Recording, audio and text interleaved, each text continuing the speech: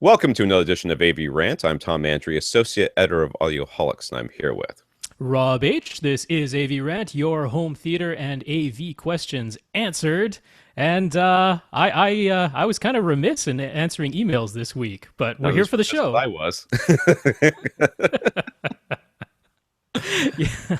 No Austin this week. I think Austin's very Uh-huh. busy doing Austin type things. And last week he really kind of monopolized the show, so we needed to Yeah, give him a yeah. break. Boy, oh boy, you and I just couldn't get a word in You edgewise know there, what the right? fun Yeah, part of that whole thing was? Remember how he dropped out, his audio dropped out at some yeah, point? yeah. Yeah, that happened more than once, and every time it did, his sync got off. So I had to Uh, go back and manually sync every one of his comments, all five of them. oh Like yeah. throughout the entire podcast, I had to go back and change the the alignment of every single because he would like talking over the top of us by like seconds. It was really irritating. Yeah. Yeah, the audio only version had some gaps there where I was seemingly responding to nothing because some of the audio dropouts coincided with those exact moments. Well, So, I tried to get everything in line. If oh, I I don't didn't, know. I didn't do it. The Yeah. the audio didn't exist. That part of the recording was just The other missing. thing So, was, is you know how we when we do the podcast, if yeah. everybody know, you guys don't know this, but when we before we start the podcast, we go 1, 2, 3 pop, and Hmm. we say the pop that like Rob will say 1, 2, 3 pop, and I'll say pop at the same time, and that lines up the audio so that it makes it easy for me to line it up. He edited that part out of the beginning of the podcast, so there was no pop. So I was like, "Where is the pop? What's going on with the pop?" And there's no pop. Yeah, it's adjusting for the internet lag that we enjoy so much when doing our little video That's chat right. here. That's right. Because usually you just press record and it's all lined up. It's the same thing as when you see the movie theater guys in the movies and they have that little board and they go click Yep. and they click the board. That's to line up the audio. Hmm. So when they do that, anyways, so this is AV Rant, the podcast where we answer your home theater and audio visual questions. Get your questions answered. All you have to do is ask. To ask, you can email us at question or questions at avrant.com. Tom at avrant.com for me. Rob at avrant.com for Rob. Rob will answer your questions in a timely manner, usually. Uh, Not this week. not this week, and I'll explain briefly why. We will after talk get about through our that in intro. just a Yeah, second. sure. You can go to the website, www.avrant.com. Leave a comment there. I think that works. I'm not really sure. If not, go to facebook.com/avrant podcast.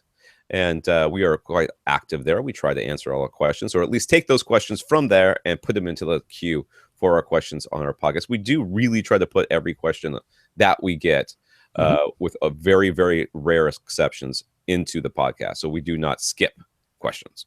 Twitter at First Reflect for Rob, at avrant_Tom for me, and at Austin Pond, Austin with an E, not the beginning, at the end.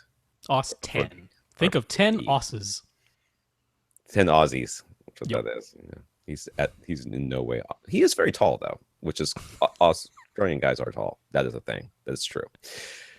So, news. Let's go with your news first. Let's do your news first. So go ahead. Oh, sure. Yeah, so I mean, a while back on the podcast, I mentioned that there were some pretty serious health issues going on in my family, and that that might result in me being a little absent-minded from time to time. Well, I never really gave an update, and some folks have been concerned, and it's had nothing but kindness from the AV Rant community as far as that goes. So honestly, the situation was, I'll let folks know now because we sort of know what the situation is now. It was my mother who was very ill, and she was in hospital continuously since last November. So that was a very, very long hospital stay. And so, all that was going on in the background while life went on, and I was visiting as much as I could while continuing to work and doing the podcast and the other parts of my life. And so, just last week, they sent her home. So she's back home now, but she is confined to a wheelchair in a hospital bed for the time being, at least. Not sure if she'll walk again, but we're hoping she'll maybe get to the point of being able to like stand and pivot. But that's more or less the situation now. So we've just been dealing with, we've got stairs to deal with. There's appointments to get to. There's all the medications to manage, making sure she eats properly. There is help coming in. It's been kind of amazing and tremendous how much assistance has been there. The Red Cross has been part of it, and they've been amazing.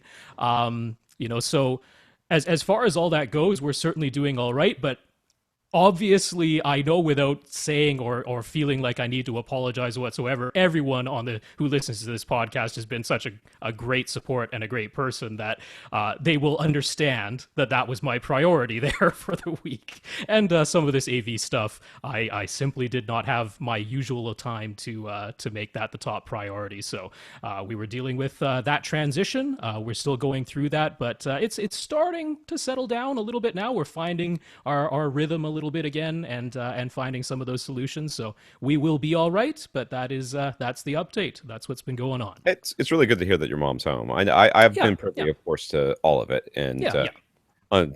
uh, Rob will occasionally call me in a needing to vent, which is great. It hasn't been a ton. I don't think That's great. You could I've do it more if you overused want that. to. It would not bother me when I edit. So it's good to hear that your mom's home. When you say that, we're Mhm. just hoping that she can stand and pivot. I'm thinking now she's playing basketball. Yes, I don't know why. That Think would about be the a word ways pivot. away. I can just see her. I'll get out the wheelchair, pivot, and booey, 3 points. I gotta tell you, folks. A lot of us certainly know people who are getting on in age now. That's the generation that a lot of us are a part of. It's our parents now, or maybe our grandparents. Stairs, man. Stairs are like the bane of existence. Yeah, If you can plan ahead at all to deal with stairs ahead of time, it will make your life simpler. I promise. Well, when my parents moved in with us, and my mother-in-law was coming over, and she's pretty unsteady. The first thing my dad did is he looked out back, and we had like our deck is kind of off to the side, and so you have to step down and step back up onto the deck, and it's like literally 2 steps. Hmm. Away. So my dad's like, let's just build a step. Let's just build like a platform right here, so it's just she doesn't have to step down. I'm like, Yep. that's just, and it totally made a difference. Totally did. Now, Yeah. in news on my side, two coming up on two now, a week and a half ago, my wife got let go from her job. Oh dear. So I didn't know if I didn't did I even even tell know. you that? I don't think I told you. You did not tell me directly, Okay. so that is news to me right here on the show. Yes, that is news. So, which is a big problem for like the finances of the family. But what does that mean? Well, right now it doesn't mean anything. We have my wife has been planning, and she's very good with finances. She's been planning very carefully, and we have built up an emergency fund. And the only bills that we have, the only recurring bill we have is the mortgage, and everything else is we've paid off and got rid of all that, which is good. My wife is she's been working in the consulting firm for a consulting firm in civil engineering for the last million years, but she really wants a new career.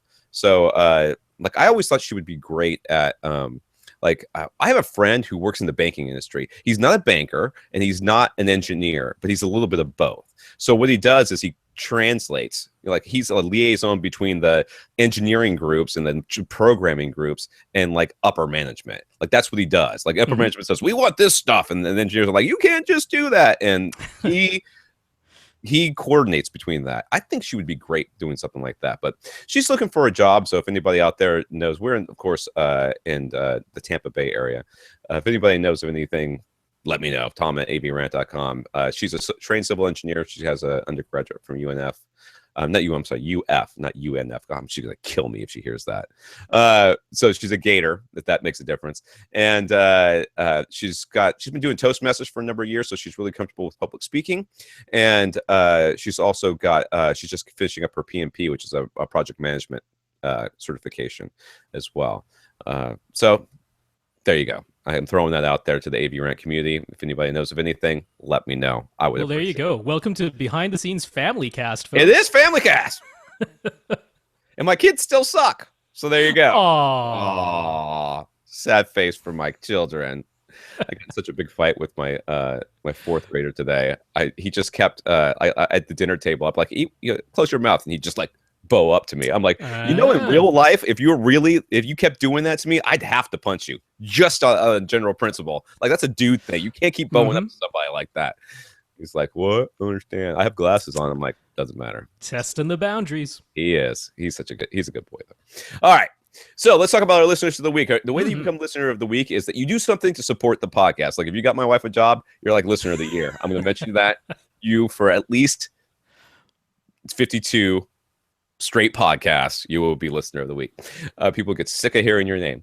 But anyways, listeners of the week, you support the podcast in some way. Some people support by going to www.avrant.com, clicking on the Buy Us a Cup of Coffee, and giving us a PayPal donation, like Scott B. Thank you, Scott. Thank you, Scott. Yeah, we always appreciate that. Yeah. But other people support in different ways. And they tell their friends, they let us know, they give us a review on iTunes or one of those other places, and they let us know about it. Or if they buy something and let the people that they bought it from know they bought that because of us. We always like to recognize that. So we had another Scott, this is Scott S., and Carl both contacted SVS and let them know that they bought I think they both bought 2 subwoofers from SBS. Well, Scott got some speakers, didn't he? He got some speakers, I don't remember. Okay. Yeah. Whatever it was, they Whatever bought it products, was. that's for sure. They let SBS know, and Gary Akubian, who we did interview on this podcast, he emailed them directly back and forth. There's some interplay there. And one of them is going to have their system featured, I think, on the SVS webpage as one of their featured systems. So, and then we also had Jefferson, who bought some DIY acoustic panel supplies from ATS Acoustics and Spoonflower, and let them both know they heard about them from us. So thank you guys, Jefferson, Scott S., and Carl. Thank you. Much appreciated. Yeah. All right. So there we go. If you want to just let us know if you do something. Yeah. Now, in the news, I guess Crutchfield will now be selling SVS directly, which it always kind of blows my mind whenever I hear of SVS selling through somebody else. Like, because I don't think the prices are really any different, are they? I mean, I don't think they as far really as I know, it's the same, whether it's on their website or through another retailer. Which is great, because I think that would really irritate people if you went to Crutchfield and you paid like $30 more, or something like that. That would be irritating. So it's great that SVS is selling, and from the standpoint of us, because we're always talking about them, we know about them so well. It seems weird that you would want to sell through somebody else, but the fact is there's a lot of people who don't know who SVS is, and selling through Crutchfield, it will give them huge exposure. So that's yeah. Same with selling through Magnolia, which they've been doing for a little while, and they just had a sort of a showcase over at Electronics Expo as well. So and Electronics Expo will be covering selling a good portion of the lineup, as well as having an actual display area in their retail locations. So yeah, that's that's exactly what Gary was hinting at when we did the interview. He was saying he's looking to expand the business and not just online, to actually get out into physical retail so people can go and hear the products before they buy them or find them in the places where they're already shopping. So I've certainly seen SVS subwoofers listed on Amazon as well sometimes. So all of that, it's just more visibility, more availability, and not having to specifically know to go to their website, that you'll find it where you already are shopping. That's good move. It is. In other news, Rob was the guest co-host on the is that the or it's the end user, but it's THENDUSR. Okay.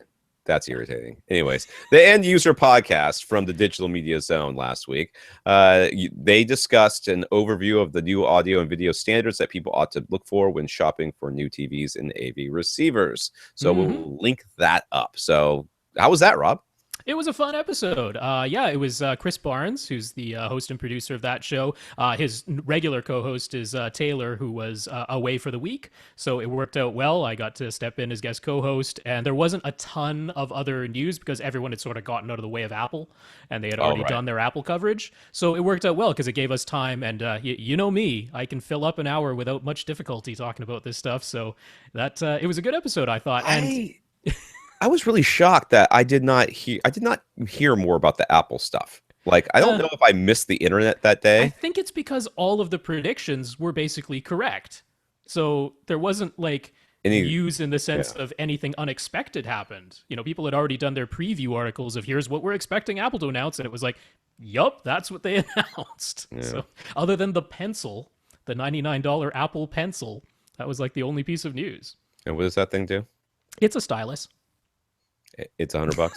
It's $100. Does it actually write when other times? It writes on the iPad Pro. It doesn't write on actual physical things. It's a stylus. That's all it is. It's $100 though, right? You said it was $100. Well, because it's pressure sensitive thingy, push harder, thicker line. It's Apple, man. Probably cost them like 2 cents to make. They like their profit margins. They do at that. All right. There's some announcements, of course, of new receivers that are coming out. We've got Hmm. the full complement of Denon and Marantz's DTS X and Atmos AV receivers and pre-pros are now available. Hmm. The Marantz SR 6010, it will be $1,400 and is the least expensive option out there for running any 5.2.4 or 7.2.2 setup. Although you need at least 2 channels of external amplification since it only has 7 amps built in. Yeah, so by comparison, there is the Yamaha RX-A 2050. Mm, That one is selling for 1,600 right now on Amazon. It's actually MSRP is 1,700, but they're selling it for 1,600. That one actually has 9 amps built in. So that's the least expensive one that has 9 amps built in. It still maxes out at 9 speakers. You can't expand beyond 9 with the right. 2050. But at least you can run all 9 just off of the one unit, but it is $200 more expensive. So if, like if you already have an amp, Yeah. than this Is SR6010. Yamaha doing the DTSX and Atmos and all that stuff too?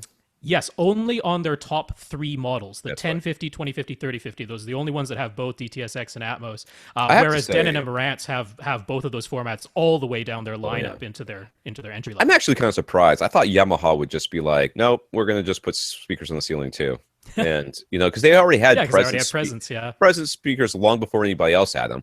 So yeah. I kind of thought that's what they were gonna do. I'm actually surprised they're adopting this, but whatever. They did. Uh, I just want to say Marantz with that SR6010, they screwed up my easy description of Denon and Marantz a little bit because all of the other 9 and 11 speaker models in Denon and Marantz's lineups have the $200 optional Oro 3D upgrade.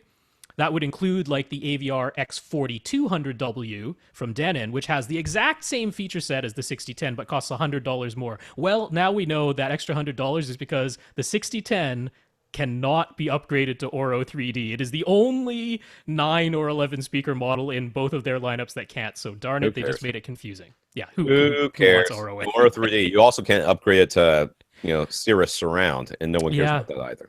yeah. The Pioneer Elite now has 3 AV receiver models that offer DTS-X and Atmos and the ability to expand to 7.2.4 with 9 amps built in. Yeah, so you got to add extra 2 channel amps at Yeah. least to get to 11. Interesting. These are their new SC 95, 97, and 99 models. Mm, I can't find any feature differences between any of them, and yet the prices keep going up. I mean, the 97 and the 99 are slightly like 5 or 10 watts per channel more powerful than the 95. So okay, maybe that's the difference. But like in their last models, the 85, 87, and 89, the 89 had HD base T built in, and that's why it cost $1,000 more than the 87. Well, now the 99 doesn't even have HD base T, so why is it $500 more than the 97? They share the same manual. It's bizarre. It has a different transformer. That's the only thing I could find. mm. The 99 has a different transformer in it. It's And gotta I be. think it had like a 192 32-bit DAC on the USB input. Woohoo! So I'm I'm like, using the crap out of that. That's definitely worth $500. Just yeah, that. yeah. I Did you wanted to get the mention, email that I sent you today, the forward you today about the op app amp yeah, thing? op amps. Yeah. We are going to talk about that someday. So, That not this email week. made me want to like take an ice pick to my face. Yeah, I read through the manuals for these new Pioneer Elite receivers. They have possibly the most confusing speaker assignment setup that I Yeah. have yet seen. I think we remember that being this case from the last year's models, if I remember correctly. I cannot stress enough that I still recommend Denon and Marantz this year because they have made it. I mean, it's still confusing just in the fact that you're setting up 11 speakers, but at least you can assign the names like whatever you want, right? You want front heights and top rears, okay. You want top fronts and surround Dolby rears, the upward firing ones in there, okay. Like whatever it is, you have two upward speakers, two height or top or upward firing speakers. You can assign them whatever you want with the Denon and Marantz. That's the way it is. The Pioneers, it's like there's these preset configurations and you have to try and find one that sort of matches what you're doing. Like if you're using any Dolby upward firing speakers, you can't combine them with traditional speakers. They all have to be upward firing, all 4 of them. That's the only way you can configure it. So it's like, why why do it that way? I don't exactly know. If you want to use front Because they Y got one dude to speakers, program all this stuff. Clearly, they it's only have weird. one person on the website who's still trying to copy paste everything in there, and they haven't finished copy pasting. That's why you can't find the differences between them. I'm telling you, Anyway, they got a staff of 7. Pioneer has joined the Maybe DTS that X wife can go fold. work So for yeah, them. there you go. Go work for Pioneer. Just don't bring home any gear. Sorry. Aw. Their headphones even suck too. Anyways, Hmm. all Their right. speakers are good. Their speakers are good. That's they have been, yeah. But Andrew Jones has left, so Yeah, we'll see. that's true. All right, let's get to the questions. Yeah. Jack. First, Jack wanted to praise the Philips Fidelio X2 headphones. He feels they are not as linear as the Shure SC846 in-ear monitors or Sennheiser HD 598 open back headphones, but he finds their slightly accentuated bass and overall sound signature very pleasing. I got no problems with that. Not at all. Yeah. Yeah, not everything has to be absolutely. I'll be honest with you. I was using my Oppo PM3s. I went last weekend. I was at my sister's wedding. I flew to California, and I'm on the plane, and I'm using the Oppo PM3s, right? Those little ones.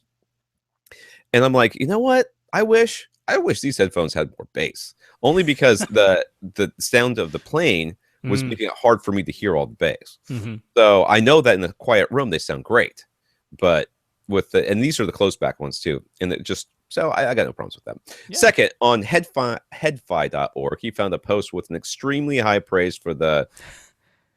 It's Oyaide because it's I am not Japanese. saying that. Oyaide. Oyaide. That is stupid.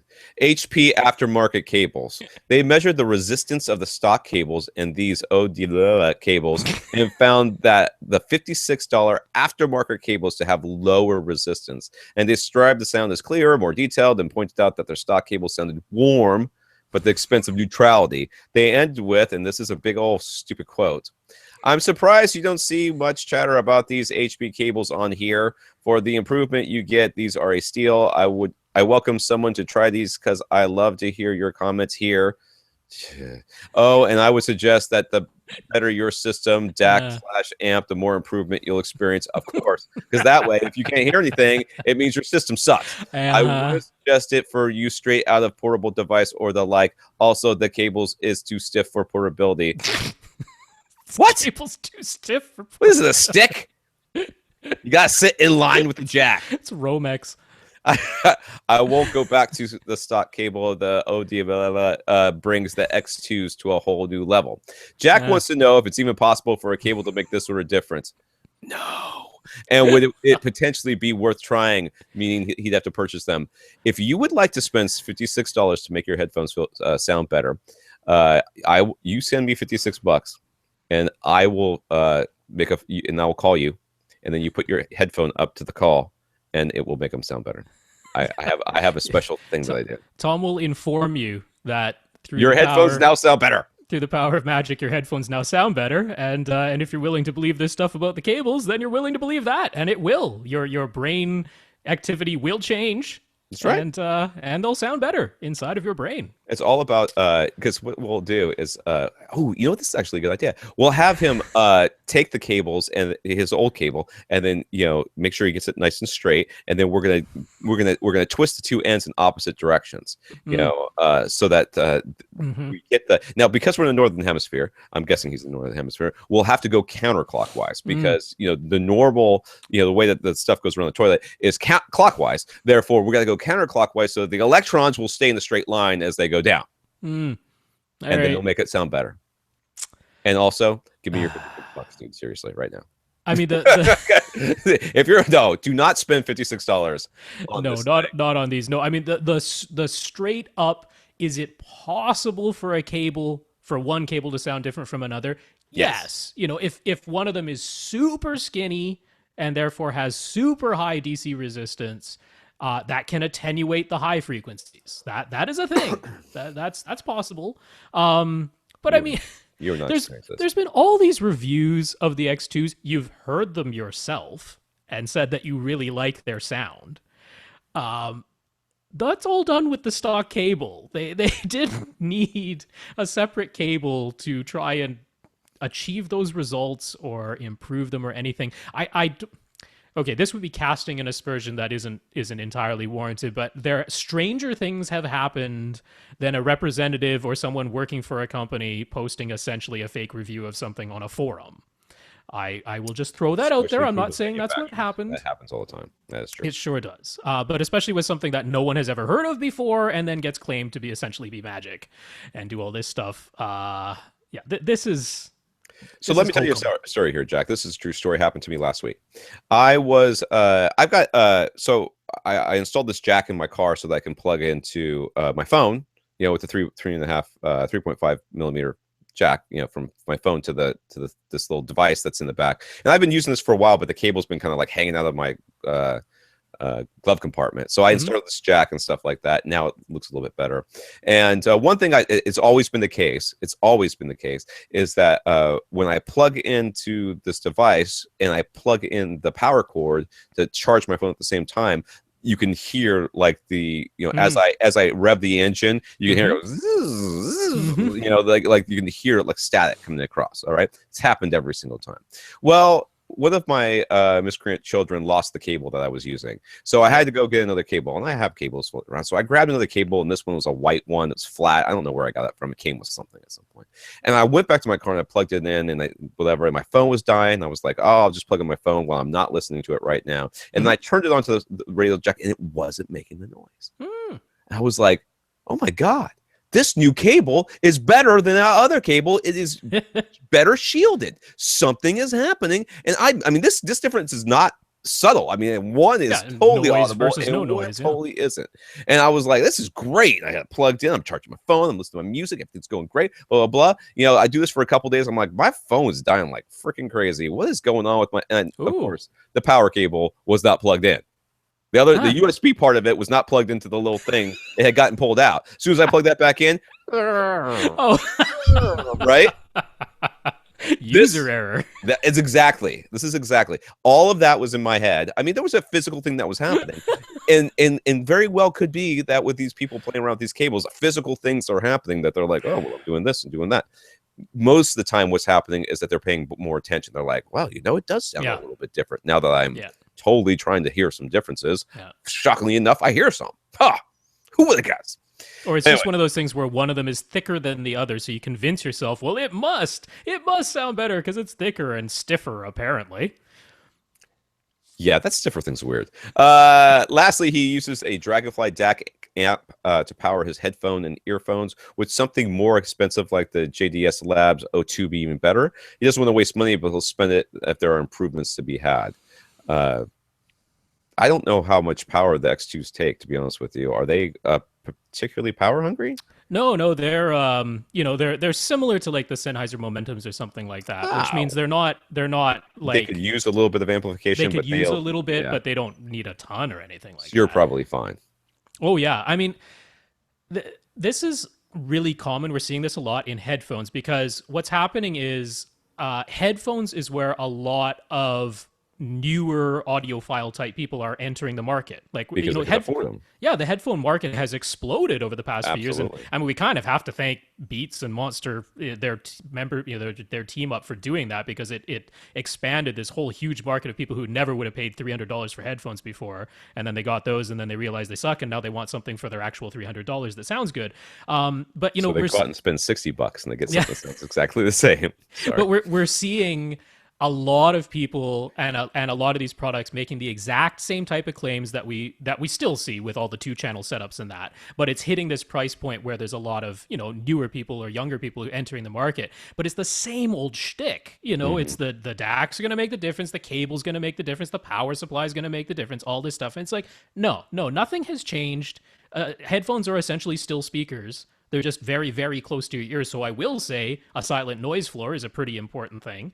But as long as you have that and you're getting loud enough output, that's it. There's nowhere else to really go with this stuff. But we all fall into, I mean, I certainly fell into this trap when I was starting out in audio, because we all do. You read the blogs, you read the reviews, and they're talking about all this all stuff. All these people are saying it. They're not. They can't all be crazy, and they're not all crazy. They're just all so very, very wrong.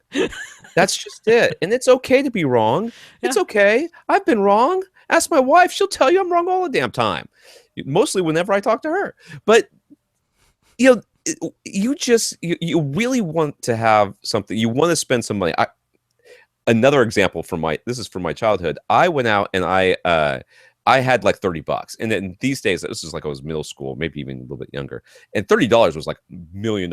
I had so much money. And Hmm. I went out and I had my bike and I went out and I bought some like pads for the front and pad for like the crossbar and like a new something or something like that. And I was like, man, I was so proud. I'm like, man, this bike is better and it's faster. It's doing all this stuff. And I think it's great. And I was like with my friend, I'm like, man, this bike looks so much better, doesn't it? He goes, you want the really? I'm like, yeah, doesn't it look great? He goes, nah, still the same bike. I'm like, and I was like, I just threw $3 away. That's what I Mm, felt like. And no one wants to feel like that. All yeah. right. So, Jack, what we're telling you is that you've got a great setup. You got great Yeah. headphones with a perfectly good cable connected to a perfectly good DAC and amp combination. You're fine. Don't spend any Hmm. more money. Yeah. If you really want to change your sound, Get buy new different headphones. headphones. Yeah, Yeah. that's right. The same as, if somebody already had a very decent AV receiver and they really wanted to change their sound, I would say buy new speakers, don't buy a new amp, Yeah. because that's where you're going to hear a difference. So, Yeah. yeah. Yeah. All right. William has an SVS PB13 Ultra, PB ported box 13, Hmm. which is the big one. The Ultra means it's the big one, which has recently started making a fluttering or double sound when playing content. Now, and this is where it gets like Exorcist weird. In particular, the opening credits for the Daredevil series on Netflix. But it's only from his Roku 3 and Apple TV. It doesn't happen when using his DirecTV box, Blu-ray player, Sonos, or Roku stick. Yeah, And not, Roku Stick. I Roku know 3 it does, Roku Stick it it does. does not. And even when playing bass sweeps to the Sonos, so it So just it seems like the subwoofer itself is not the thing to blame, this is not right? the technical yet. Okay, it's his Yeah, it system the same seems as so. it's been for months, and it's never Yeah. happened before 2 weeks ago, including previous viewings of Daredevil. Yeah. Dude, that is so weird. Yeah, Will. That is like so weird. Yeah, William, we didn't get to your question last week, but it But we was talked on the about it. list. We talked about this, Austin, Tom, and I, and even in our hangout party after the show with some of our listeners. You have stumped us, William, because I mean the thing is we would have gone through some troubleshooting type things, but we have emailed a little bit with William, and he's done them all. He's done all the troubleshooting things we could really think of.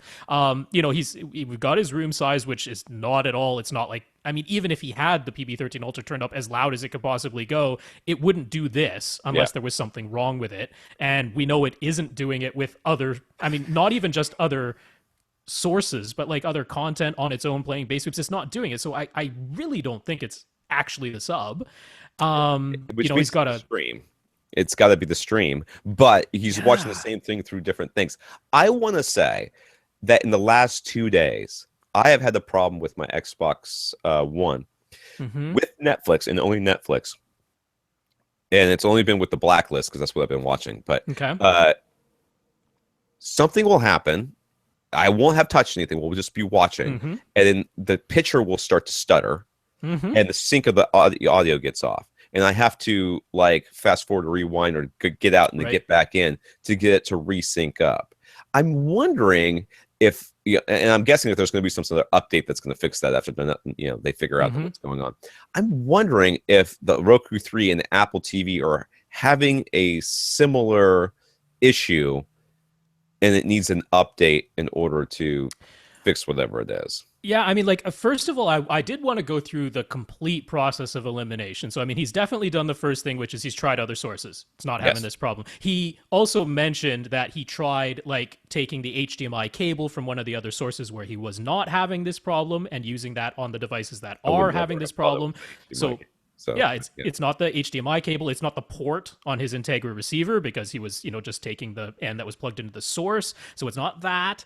Now I wanted to ask because like the Roku 3, you can play local content. You can put content onto a USB stick, or you can play stuff off of your own computer network. All right.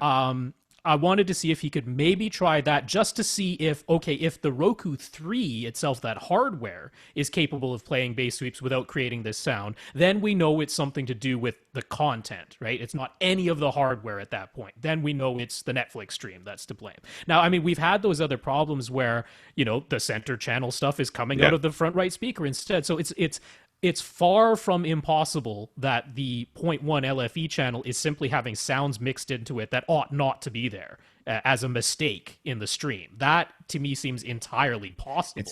It honestly feels like it's a decode. It's like a software decoding thing that's Yeah. happening here.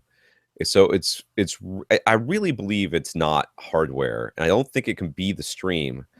I know we talked about that. We talked about that. And we're like, what if he, like the Roku 3 and the Apple TV, are hitting one specific server farm, Exactly. and the other Yeah. ones are hitting different server farms? Yeah, And you're because the like, Roku stick is maybe pulling from a different server farm or something like that, right? if that's the case, man, well then, dude, you hit like the weird thing lottery. I'm sorry. Yeah. Buy a ticket and hopefully win money next time, because that is weird. What you have going on is, I don't really think that we can fix that. I don't think so. But I'm very interested. I want you to keep up with us and let us know if it stopped, if it goes away. If anyone else is having this problem and potentially found a solution, because I simply cannot find a hardware or a connection reason why this is happening. Yeah, but test out local content, like on your Apple TV as well, because you can pull stuff across your network, of course, if you have an iTunes library or something. So I would be keen to know, just to make sure that those two hardware pieces are not causing the issue. But I kind of doubt it, to be honest. I think he should plug his Roku stick into his Roku 3 and see if he can stream through the Roku stick. The Roku stick is an HDMI connection, so that's it. Shut up. Anyways, this theater is 19 by 12 by 8 and is open on one side to another 800 square feet of space. 19 by 12 by 8. 800. Okay. All sources connected to Integra. DTR is 70.2 via HDMI, except for the Sonos, which is optical, and the PB13 is connected using the Outlaw audio. Oh, it's not even physically connected. Yeah.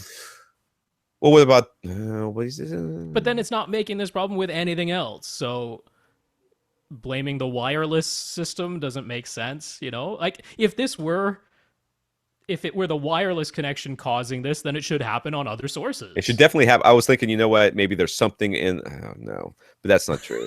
Anyways, they're all connected to a APC H10 power conditioner. Wow, what could be causing this? Satan, dude. Yeah. That's what I got.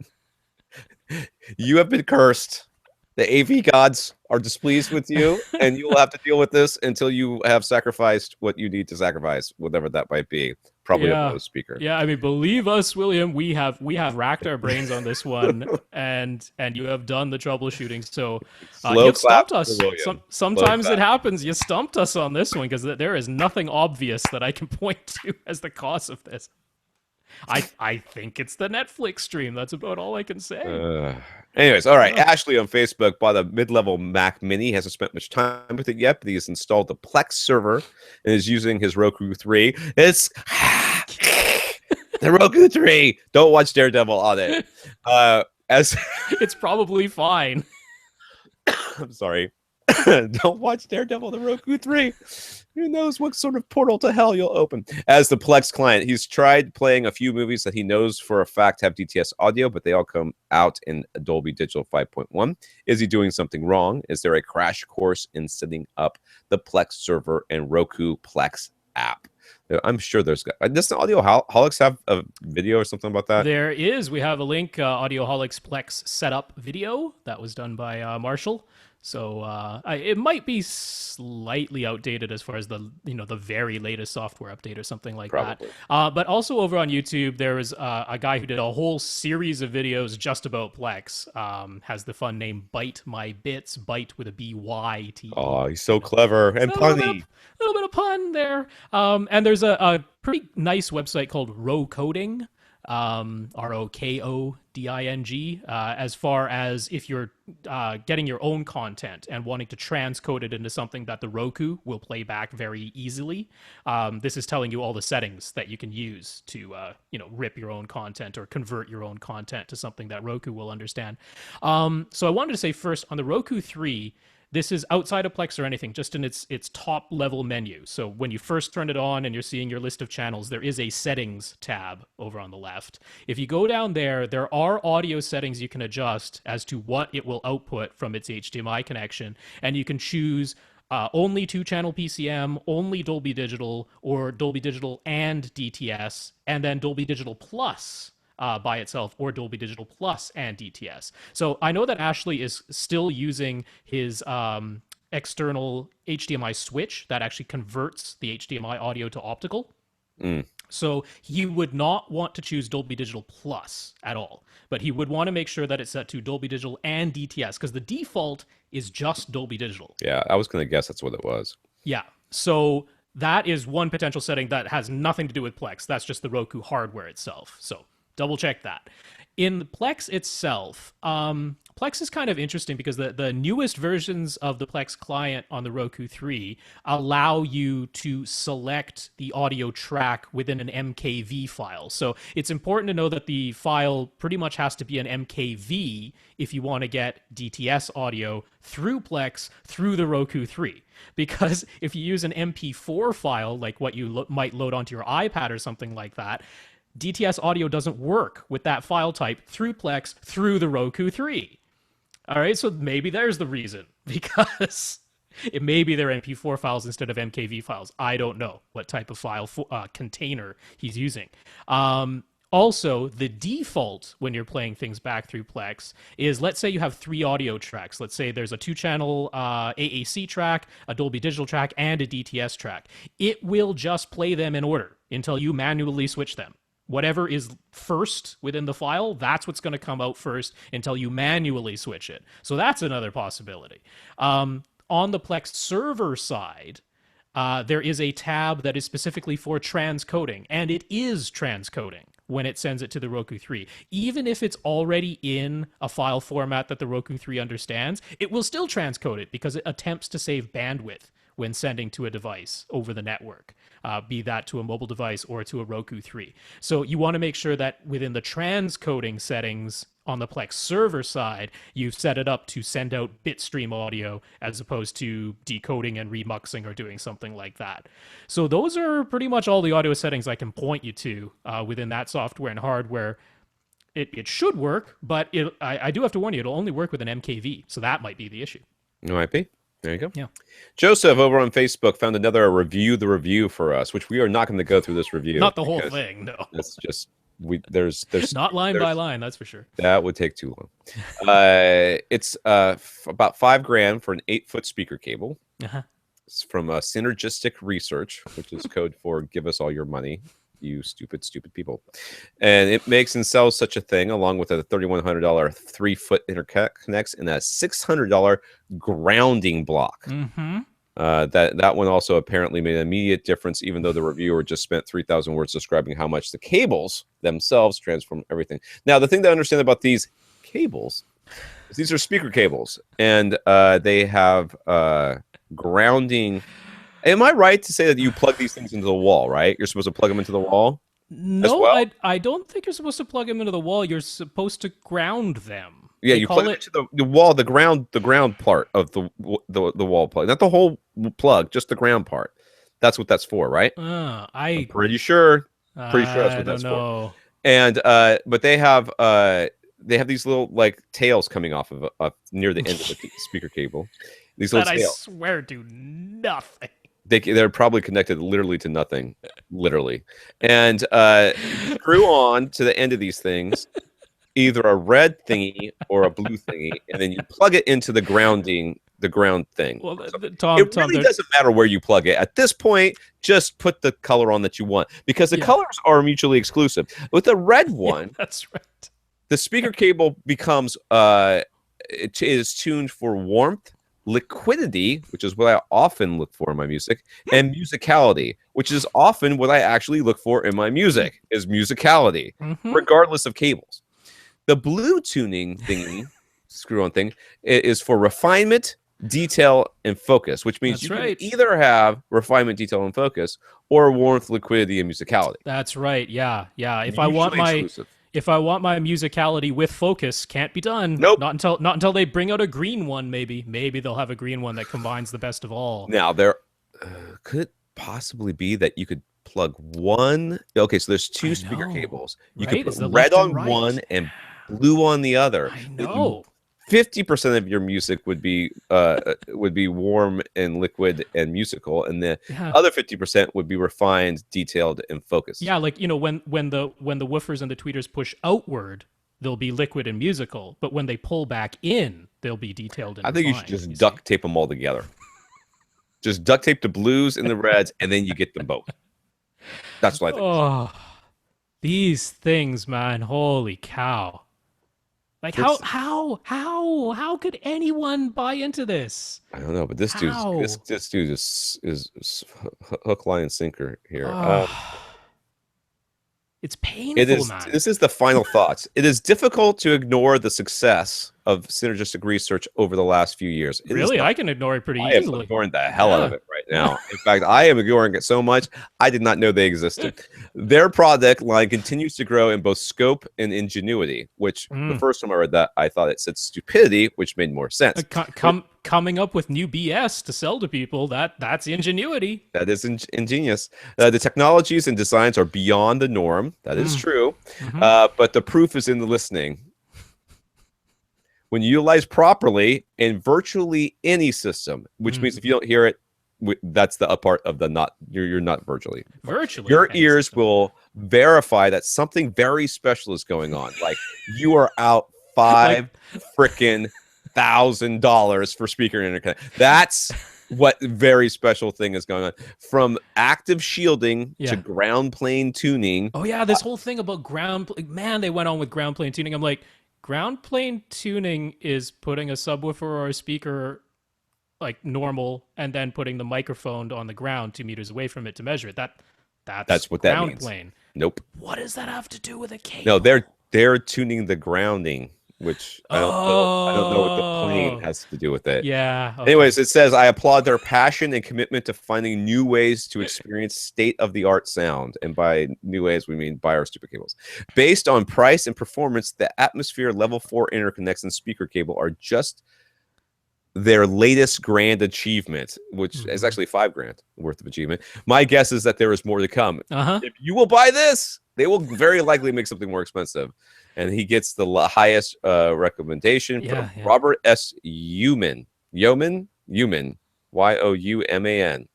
You, sir, are just coated in the snake oil. Not to be trusted or listened to. Yeah, I mean, he went on about he had their previous cables, and I think they were talking about this whole active ground thing, and he's like, but the new ones don't have it because they discovered that they could actually get better results by not having it in this version. I was like, it's just completely random BS. That's what it is. And then he's like, oh, the sound stage opened up, and I love how he's described. He could see deeper into the field of sound. So these gave you synesthesia. They let you see sound. That's pretty amazing. It's like a holodeck, but yeah. And then $5,000 for a holodeck seems pretty reasonable now that we bring that up. Let's just say the noise floor got deeper and blacker. Okay, so on and on and on and on. All the stuff you'd expect from a ridiculous esoteric, speaker cable review. That's fine. But at the end of it, just an addendum, just a PS, because he didn't actually review this thing, is this separate $600 grounding block. And that's what you plug the ground thing into. That's what you plug the ground thing into, and it transformed everything. It transformed it all. Everything he just described through his whole review, crap. You need this $600 grounding box to really get the result. Like, it just. I mean, talk about shooting your own review. They do that, though. They do that with every single review. They're like, this is amazing. But you know what's really amazing? If you spend even more money and get this other thing. And then it makes it, like, transformative.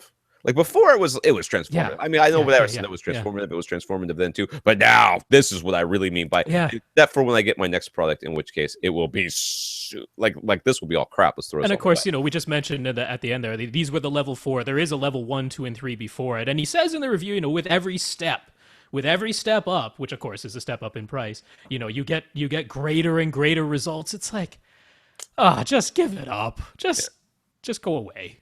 We don't need this stuff. All right, Jonathan wanted to know if he was overlooking some reason why using a subwoofer as the stand for his center speaker would be a bad idea. If you had a subdued and some mopads, the height would be perfect, and it would seem like having those in a place would mitigate any physical vibration issues. So could he go for it? I say yes. I don't see any reason why not. I have, It I makes have, perfect I have, sense to me. I have definitely used subwoofers as speaker stands before. I have as well.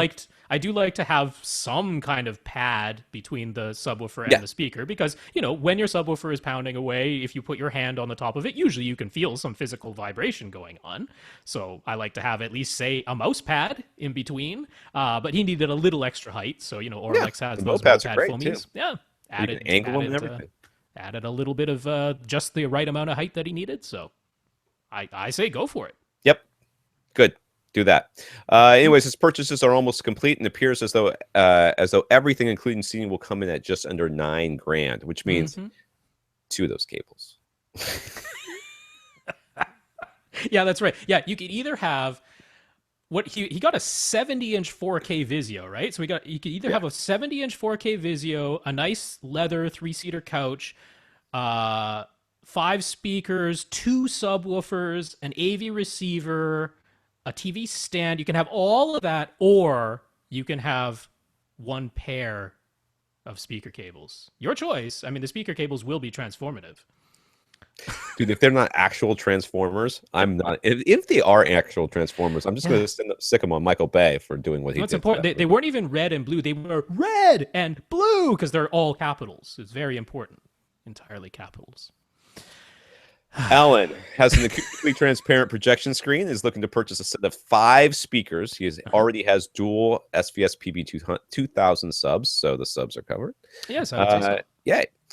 So it is ideal for a center speaker. He read that horizontal MTM center speakers can have lobing issues off axis, and yet almost all speaker brands offer such a design. Could you take an MTM horizontal center and just turn it so that it's vertical? Could you use a bookshelf speaker from that same manufacturer line? Is the best option a third tower?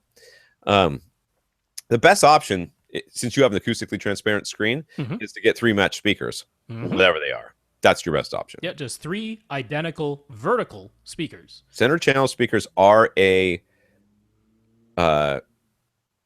compromise. They are that's the word. Yeah. They are a compromise. They're the way they are. They try to match them as well as they can to the side speakers because they know that you have to put it underneath something. Well, you don't have to, so don't. That's all. That's the end of the conversation right there. Joe Kane covered that really well in Digital Video Essentials, even the original one that was on DVD. Oh, yeah.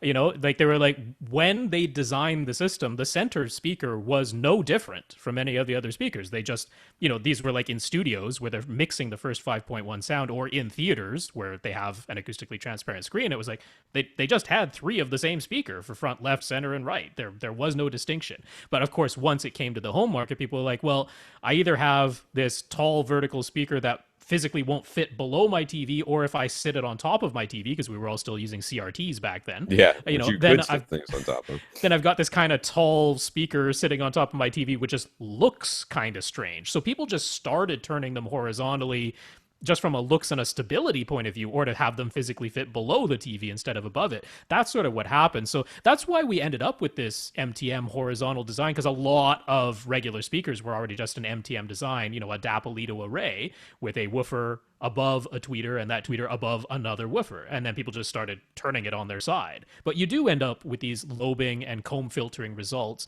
They can be measured and they can be heard. But generally, you're not going to hear them unless you're kind of moving from side to side. Like if you're just sitting still, you're not going to hear a lobe or a comb filter effect.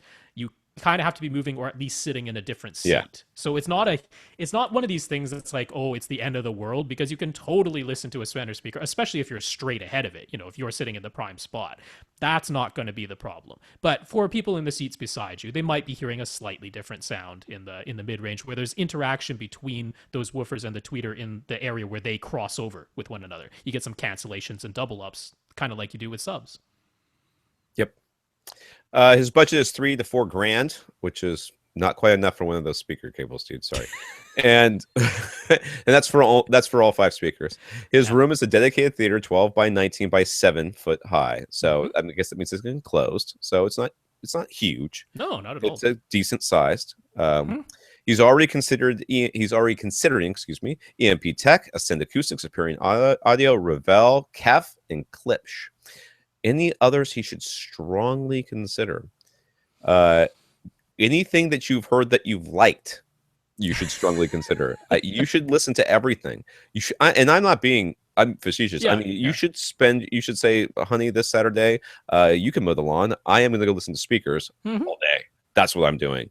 And you take some CDs and maybe a memory stick with some stuff on it, just in case. And you go to every shop you can in town and listen to everything that you can, and only use the same music. Like I would only listen to 2 songs, you know, and just to get an idea of what all these different speakers sound like. And anything that sounds interesting to you, you should at least consider it being like everything you've got here is good. I'm not a huge fan of Klipsch. That's just me. I've heard them. I don't like them. That's fine. You might if you like them, then that's good. The rest of them I've all heard. Ascend. I have spent some time with the Sierra. Yeah, you certainly heard the Sierra ones. Yeah. Which I did like. Appearing Audio was good. Revell, I haven't really heard much of. Kef I've been impressed with.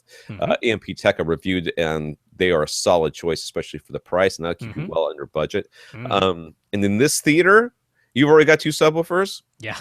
You, sir, are looking at bookshelves. 5 matched bookshelves all the way around. That's what I would do. You have me too.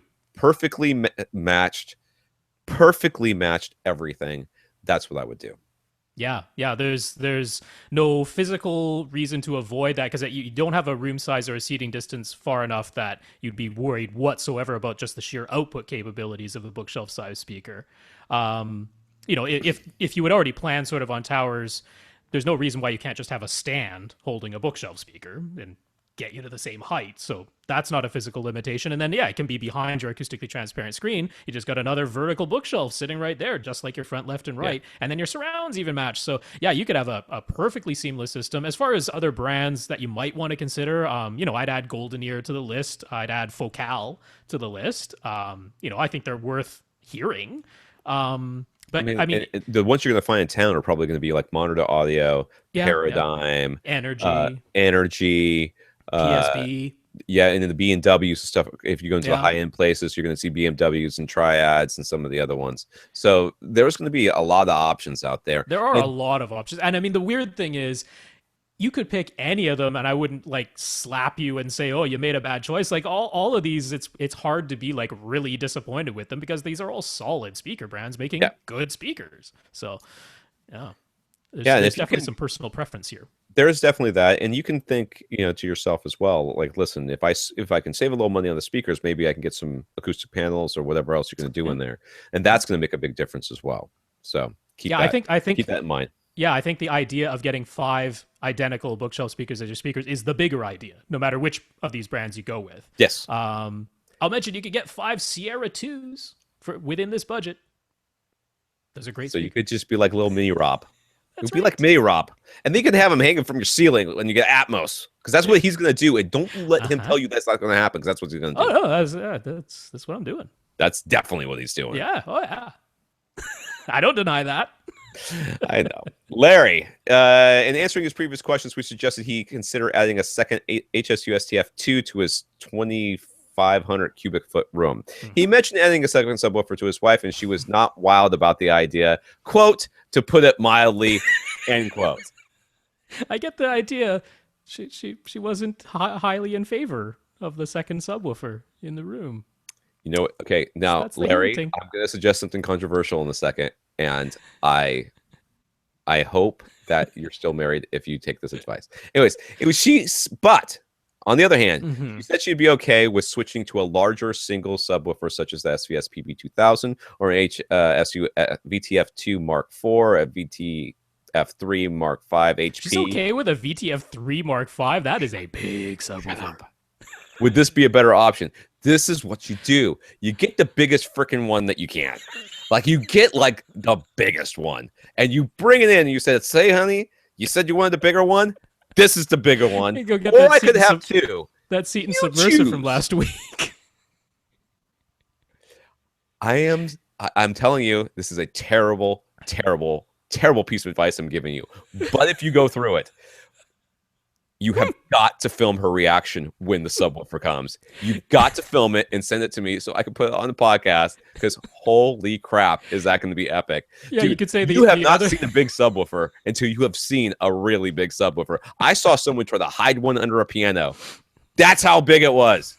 And it failed. The piano, I was like, what the hell is that? He goes, it's my subwoofer. I'm like, is that a piano?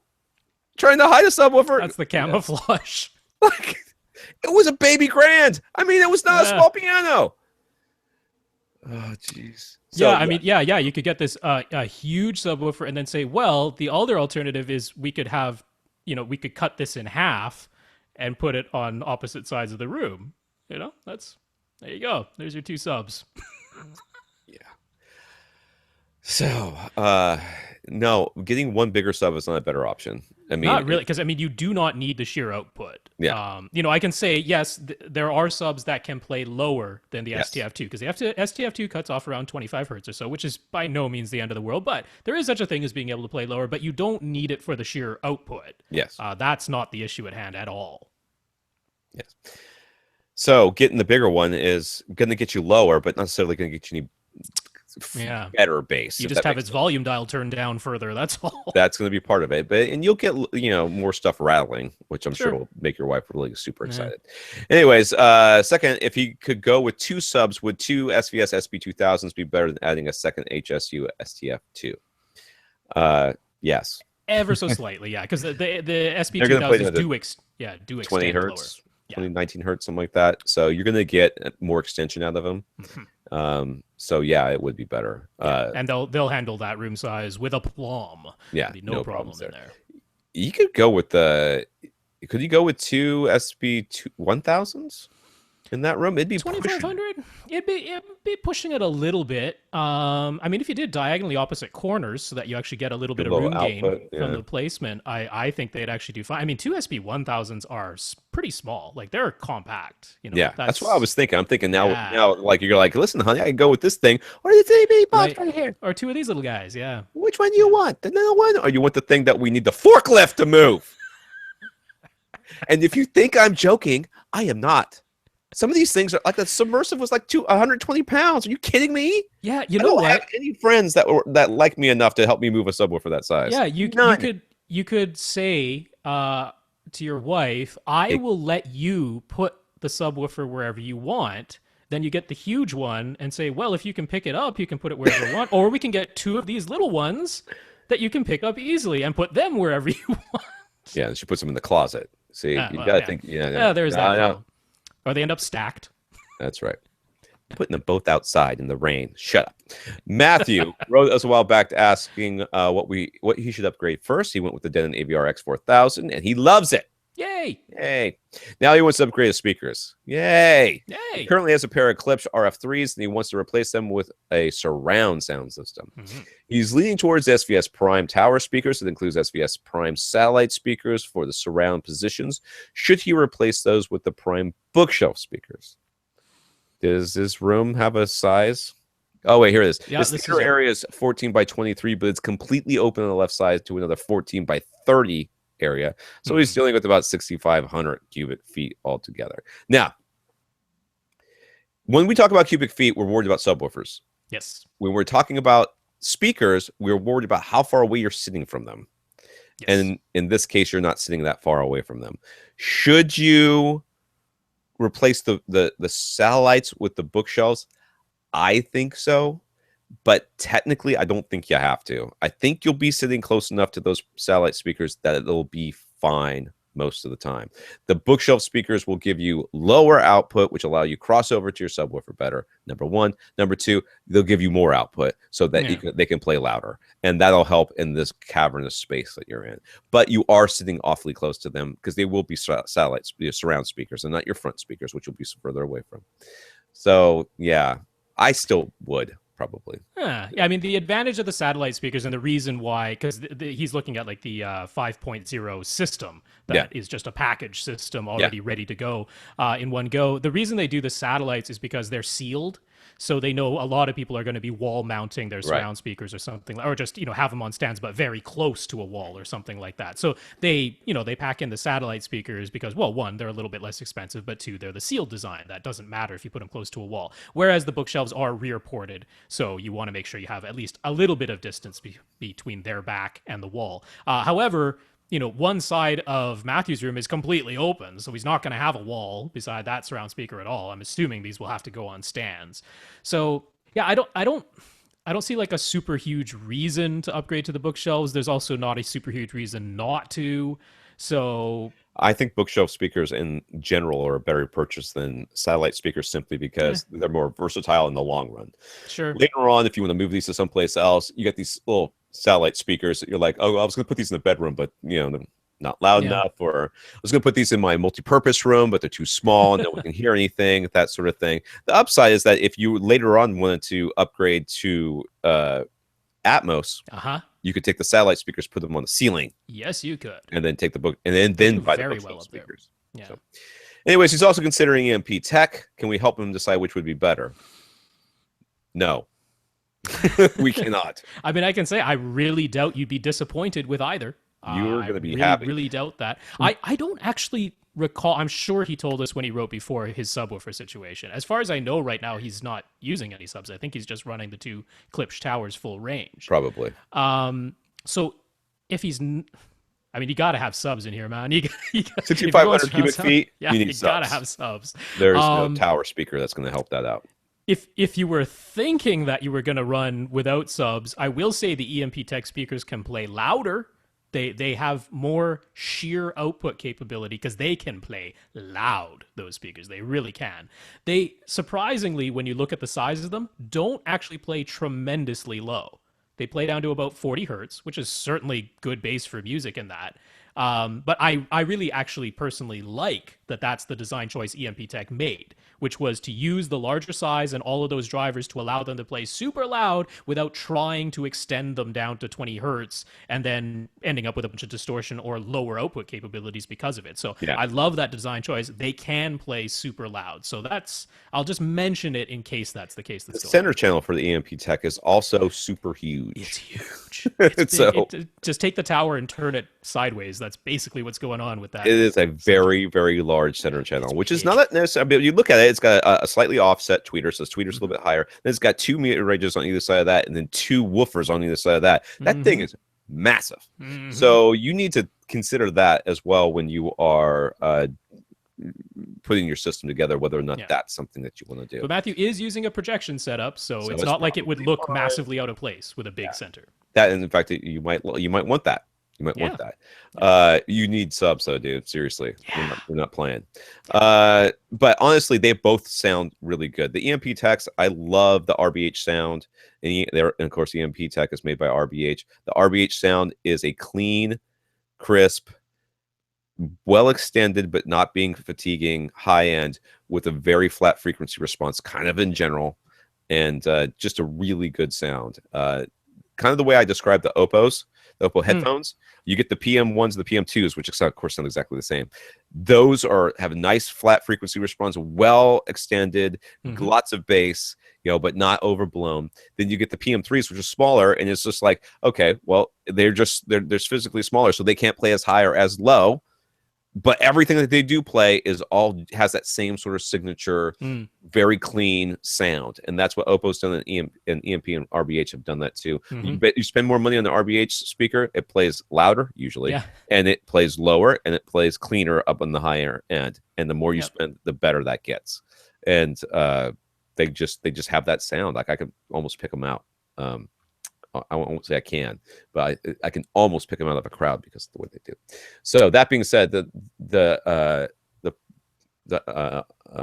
SVS speakers have got a great reputation as well, and the ones I heard a million years ago, which were their first generation, don't sell anymore, were decent. So, but I think the design they have now are completely different. So we'll I'll have to. If you got subs, there's no problem with that Prime Tower system. But if you don't have subs, I might lean towards the MPs, just for sheer output capability. That's all. Yeah. All right. He's also asking, when using monopole speakers to surrounds, which way should they point? Should they be behind the seats and pointed straight up towards the front? Should they be aimed at the listener? Should they aim at each other? Raised up a couple of feet and shot across kind of the couch. Yeah, they should be to your sides. Yeah. So if you went, you can go 90 degrees. You can go straight to your left and right, Yep. and have them aiming straight at each other, which coincidentally will also be straight at the listener because you are directly in between them.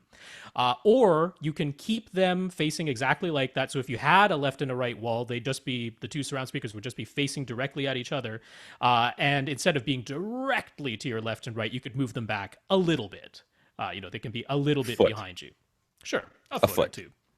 Yeah. So, the recommendation is somewhere between 90 and 110 degrees to the left and right of the head center. But the two speakers themselves should be firing straight across at one another. They don't need to be aimed at the listener. And ideally, in a surround speaker position, they should not be behind you and definitely not facing straight forward. So, that's that. All right. Getting off the topic of speakers, he has a question about projectors. When he switches from source to source, the image seems to shift slightly on his projector. Is this normal? No. Not really, no. no. I would not call that normal. I would say that that was an issue that you needed to deal with. I'm not exactly sure what the shift is, like if the entire image is like going to the left or the right or up or down. Or... Well, I mean, if the shift is like from SD to HD or from 16:9 to something else, well, then yeah, that's black bars are kind of normal. But I'm kind of feeling like this is like a pixel, like a couple of pixels to the left, right? If that's the case, that's weird, and it's something you should search for. And like he didn't tell us what the projector was, so you should put your projector name into Google and then look for image shift or I mean, I will say like out of the box, I mean, this goes for all displays, not just front projectors. They do have different aspect ratio modes, and out of the box, they rarely have it set to the 1:1 pixel mode. They'll have it set to, say, 16:9 or wide zoom or something with a name like that. And then there's usually another name like just scan or 1:1 or pixel for pixel, something like that. It's making me think maybe there's some form of overscan turned on here. Maybe he's just got it in 16:9 aspect ratio mode, and there's a little bit of overscan. Which that's could what I'm cause thinking this. too. That's about the only thing I can think of is that he's got something zooming. Changing. And it is, I'm assuming his sources are going through his X4000, so you'd want to make sure that the X4000 isn't doing any video processing either, because there are options within there. You don't have to bypass it entirely, as in turning the video processing in the X4000 off completely, because then you lose the on-screen volume dial and stuff like that. But you would just have all of the video processing features turned off. Just a straight pass through is what you want the X4000 to do. So that's my guess as to what's happening there. All right, his last question is, what is the correct procedure for making sure the image is set up correctly on the screen, lens shift, zoom, centering, focus, etc.? Let me give you a little piece of advice here, dude, when it comes to this sort of thing. The first thing that you should do before you do anything else, before you start putting it on the stand or putting it on the ceiling or anything like that, is to just plug it in and shoot it out of the wall, right? And what I do is I make sure that it's in the right orientation, because the first thing you want to do is, like, if it's going to be upside down, all right, it's going to be upside down, then you want to be able to switch it to where, into the right orientation before you mount it to wherever it's going to be. Because a lot of times what happens is it's in the tabletop mode, right? And then when it shoots off, it's actually shooting on the ceiling when you have it upside down. Right. So or vice versa, something like that, right? So there'll be some sort of weirdness going on, and you need and you won't even be able to see the menu to fix it. So you need to just project it onto anything, a wall or anything, and then get it set into the right upside down in that thing first. Then mount it, however you're going to do it, or put it on its shelf or whatever. Then we turn it on, and we turn on our there's usually some sort of grid pattern. Yes. And with the grid pattern, I usually try to focus it a little bit just so those lines are as crisp as possible. I use the menu to do my focus. Hmm. That's what I use because the lettering is really easy to see. I focus it that way. Then I put it on the grid pattern, and from there I start with my lens shift, my centering, or whatever that stuff, and try to get that as centered as possible without using anything like digital lens shift or keystoning or any of that. Yeah.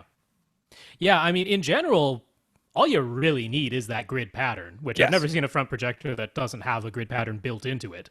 they all do. If you're really unfamiliar with the settings and what you're looking for is some instruction, I could certainly point you to that Digital Video Essentials HD Basics disc Yeah. on Blu-ray from Joe Kane Productions, because they actually talk you through it and they give you patterns to look for, like overscan and making sure that you're set into the correct aspect ratio mode and stuff like that. So if you're looking for that type of instruction, it's what is it, a $25 disc at this point or something like that? It's not a astronomical sum of money to get Or you can that. just Google that bad boy, Yeah, and there's that. it's really not. This is not. I don't. You need to spend $25 on a disc. You can, and it's a Yeah, worthwhile yeah, disc to have. yeah, But you do not need to spend $25 just to get your projector set up.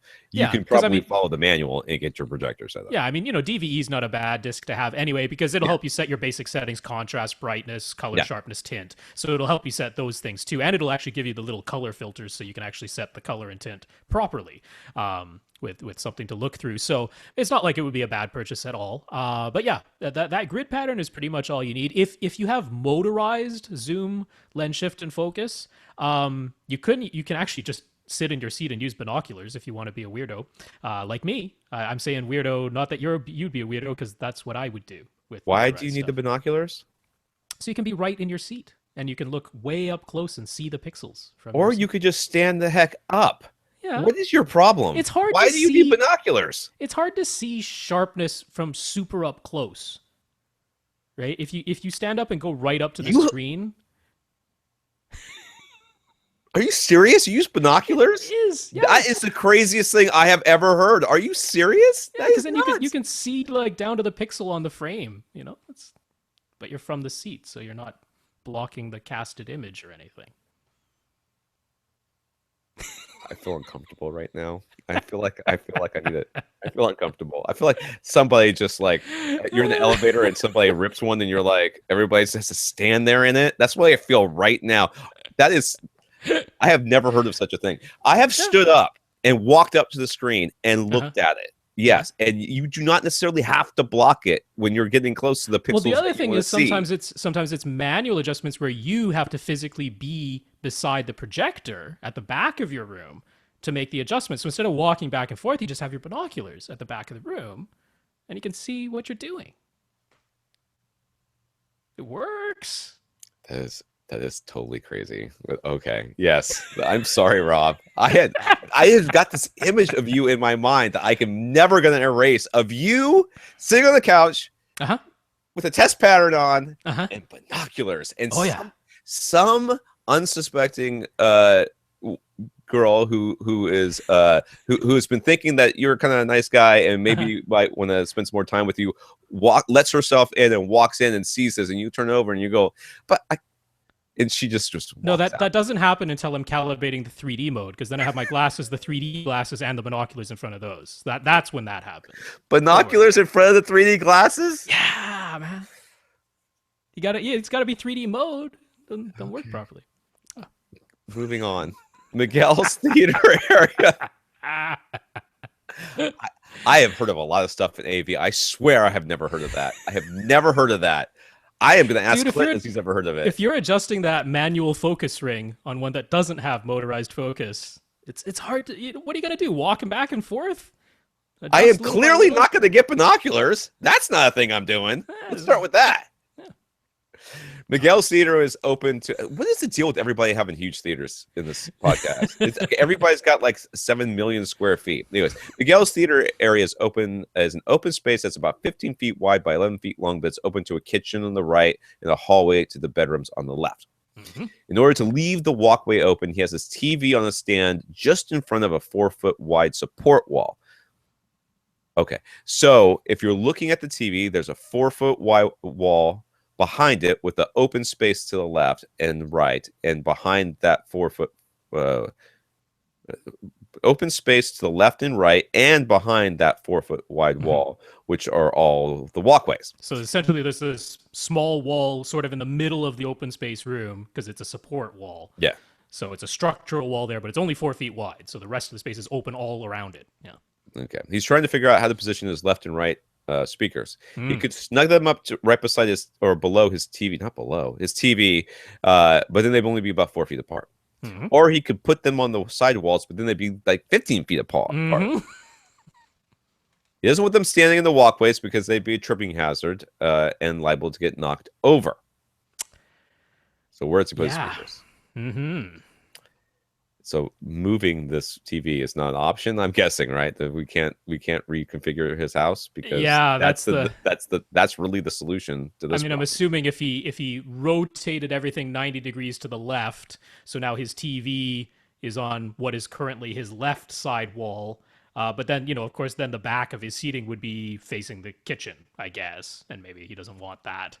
Um, this is a tricky one because if this is going to be where the TV is oriented, and I get why it would be in a Yeah. setup like this, uh, can you turn the whole thing around 180 degrees so that the TV is on what I bet currently there's is like your back wall? windows and I bet there's windows. doors Yeah, and stuff back there. yeah, yeah. This I hear you. I'm not sure I have a great solution for this, to be honest. Because 15 feet is way too wide apart, and 4 feet is Yamaha surround too bar. close. Actually, yeah. The one of those the digital sound projectors. That's Yeah. about the best thing I think I can come up with here. I in ceiling speakers would be an option if that would not. I mean, I would. This is probably a great room with huge ceilings, so it'd probably be awful.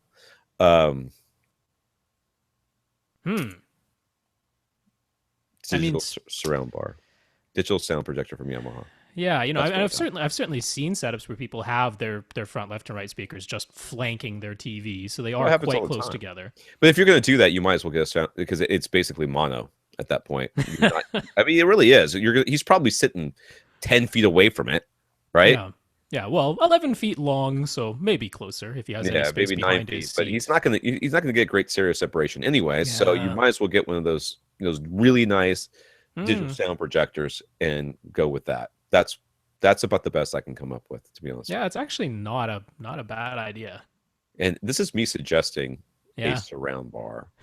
But I mean, sometimes that's the solution. That's why they You have exist. backed me. Yeah, it would work, I think. Yeah. Anyways, he's got a budget around $2 to $3 grand for 5 speakers. He's already planning on dual SVS PC2000 subwoofers, and those are not part of this budget. So what would we recommend? He isn't happy with his current Fluence speakers with a single BIC F12 subwoofer. I'm not happy with that either.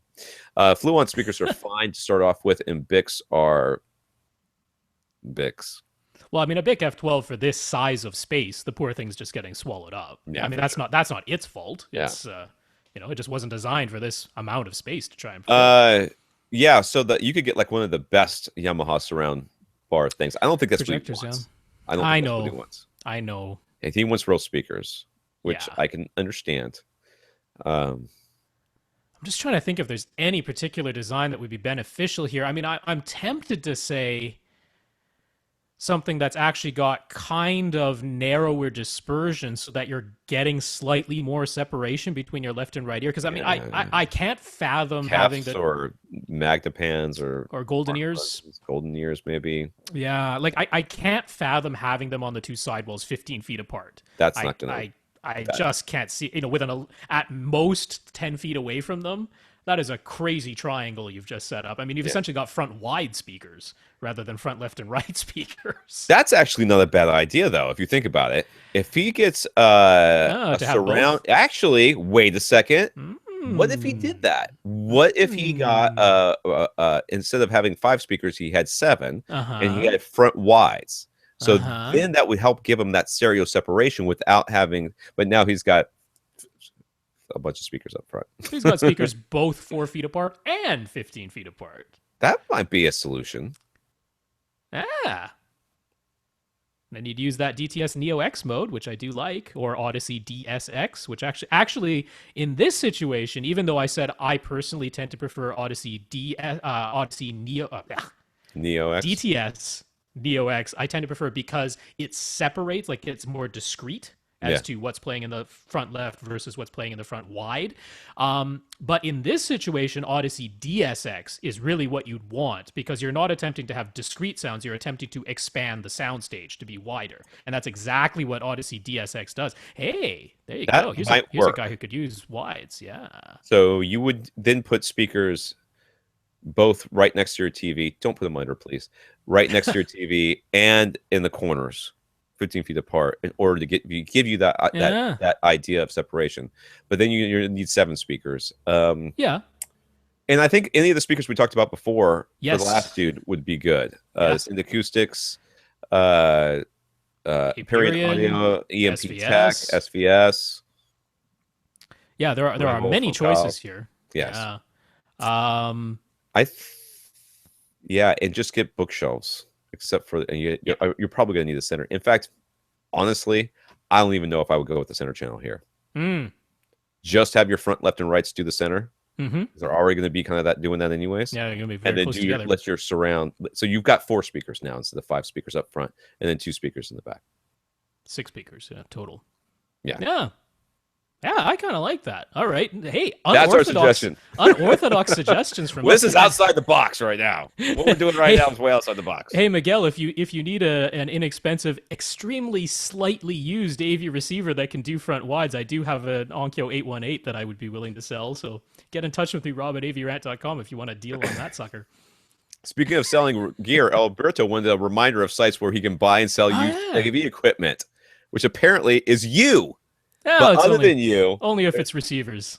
there's eBay, Amazon, Craigslist, but of course the number one kind of places to go are Audiogon, which is the sort of, and that's where honestly all these high-end speaker manufacturers and stuff like that, that's where people get them is from Audiogon. People are reselling those cables, after they try it and stuff like that. They are, Yeah, half off. What a deal. yeah, only $2.5 grand. And US Audio Mart, which is the other one. So yeah, they're smaller because they started as Canuck Audio Mart up here in Canada, and they've expanded into the US of A. So they're smaller. anyway, so that actually was the next question. That's not what wasn't me just playing around. But the question after that is, I don't live in McMansion. Chris, who clearly does live in a McMansion. He does not have a subwoofer Tsunami yet, but we're still working on that. Chris would like to drywall over the opening on the side of his theater with and he's selling us with the railing because we can see the picture. But his wife won't allow it. Honestly, dude, it's not gonna make any difference. Just drywalling that one space, unless you're gonna put a doorway in all those openings, is not gonna help you out. Well, so the reason he was thinking it is because he tried just putting, I think, did he say just a bed sheet or something over that? It was either big curtains or a bed sheet, like just temporarily, just to see if it did anything. And he said, in the room that's on the other side of that railing, it did muffle the sound a little bit. Of course it did.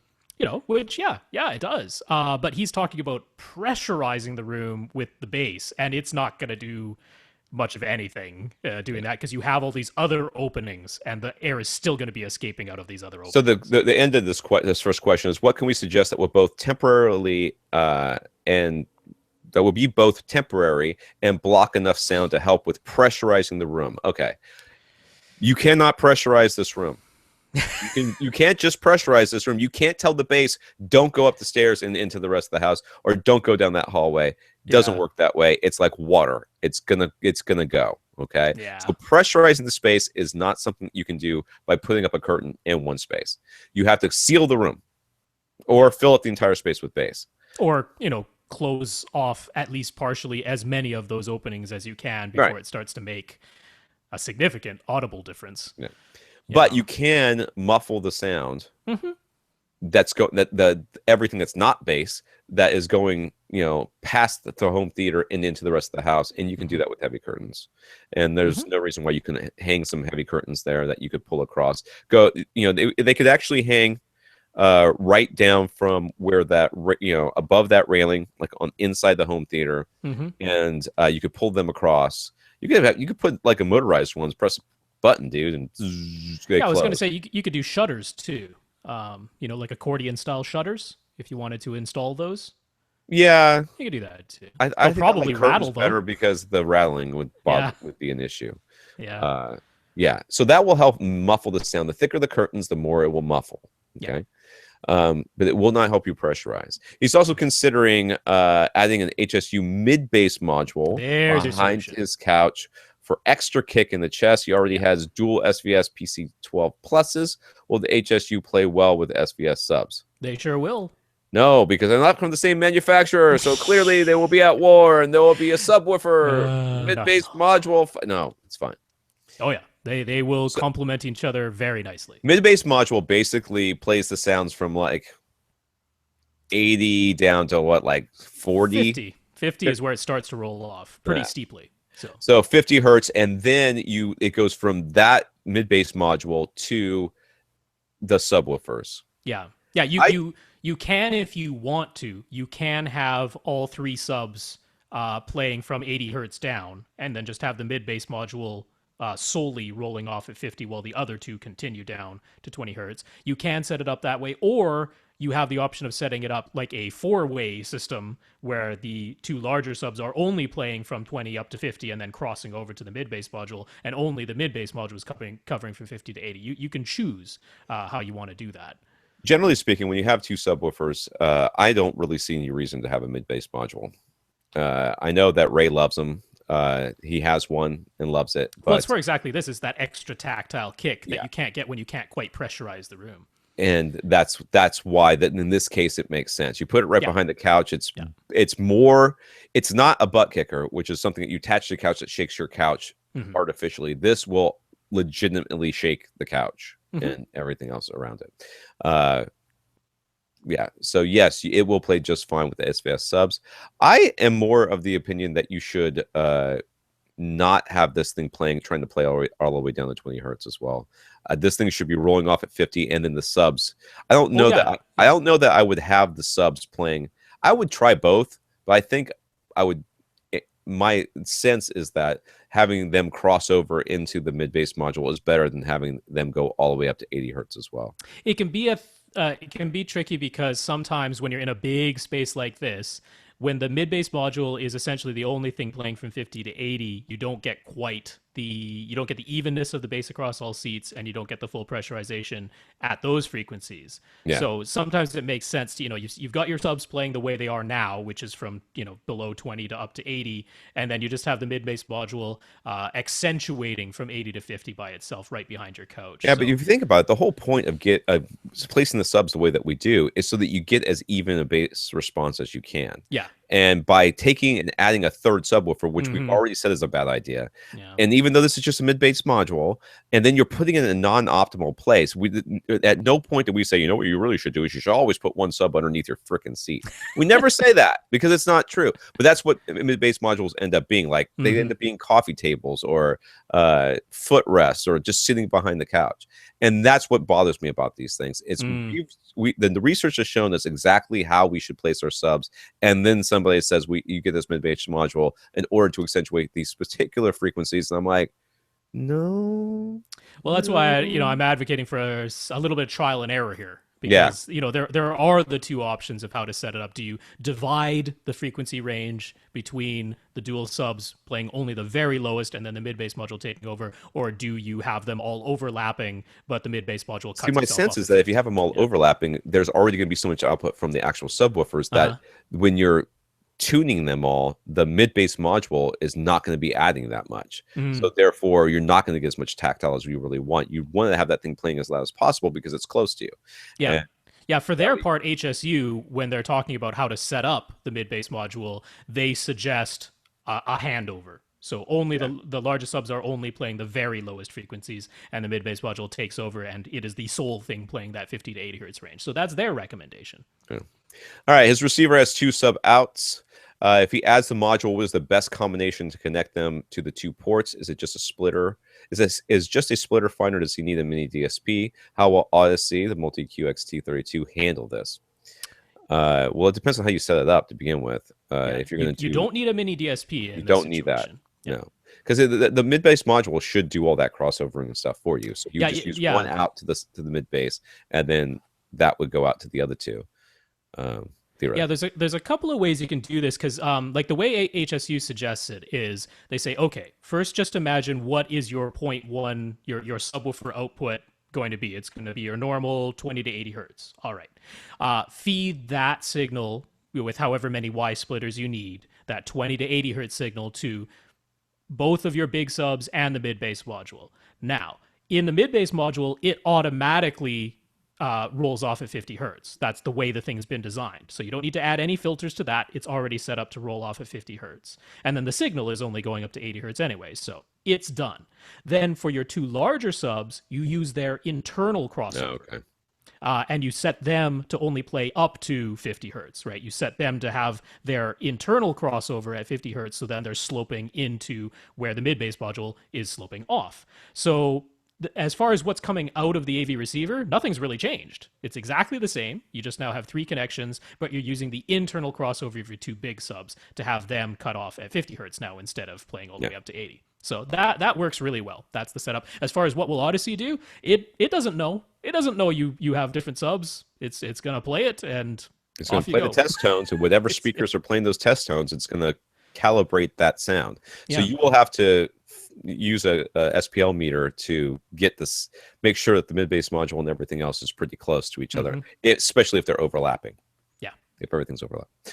Okay, according to Dolby, Atmos requires surround speakers to be in ceiling speakers. No, it doesn't. Atmos, no. Wait. This makes He's saying he wants the speakers to be in between. So in other words, in the pictures and all the diagrams, right? If you're looking at, say, an overhead view, you have your front left and right speakers up front, of course. And then on the ceiling, you'd have top front speakers. Then on the side walls, you've had your surround speakers. And then you'd have top rear speakers, in an overhead view behind those. And then you'd have your surround back speakers on the back wall behind those. So he's saying, the order of the way they look in the image is top fronts, then surrounds, then top rears. That's what it looks like. No idea what any of that meant. I mean, I understood what you said. I understood all those words, but because he's asking how closely does that order that you just described, which didn't make any sense to me, can it be changed to front ceiling, rear ceiling, surround, and rear? Changed where? Yeah, he's saying in his physical setup, he's got his surround back speakers behind him, but then his side surround speakers are quite far back in the room. So the only place he could put ceiling speakers would be physically in front of his surround speakers, right? So here's the here's where the thinking is going a little bit awry, is that the Dolby setup for overhead speakers, there are 5 possible positions, 5 possible pairs, and you do not have to use top front and top rear. You are not solely limited to those positions. There are the top middle positions, there are the front height, there are the rear height positions. And it does not matter that you have exactly top front and top rear just because that's Dolby's recommendation. They have those other positions so that you can match the name of the speaker to where it actually is in your room. So what he could have is designate them as front heights and top middles. That would make them fall within the angle ranges that would work, instead of he's thinking, if I designate them as top fronts and top rears, my top rear speakers are actually physically in front of my surround speakers, which is not where the Dolby diagram shows them.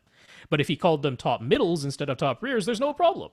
Now they're designated for the position where they would be in his room. Dude. Look at where the couch is on the diagram, and then look at where your couch is, and then look around your room to where the speakers are, then look at where the speakers are in diagrams, and whatever the closest speaker position is, that's right, where your physical speakers are, call it that. That's it. That's some of the nice flexibility about Atmos, is that it isn't it's not quite as rigid as the old 7.1 diagram layouts, because you do have a choice of where those overhead speakers go. Now, Chris, I want to make this clear.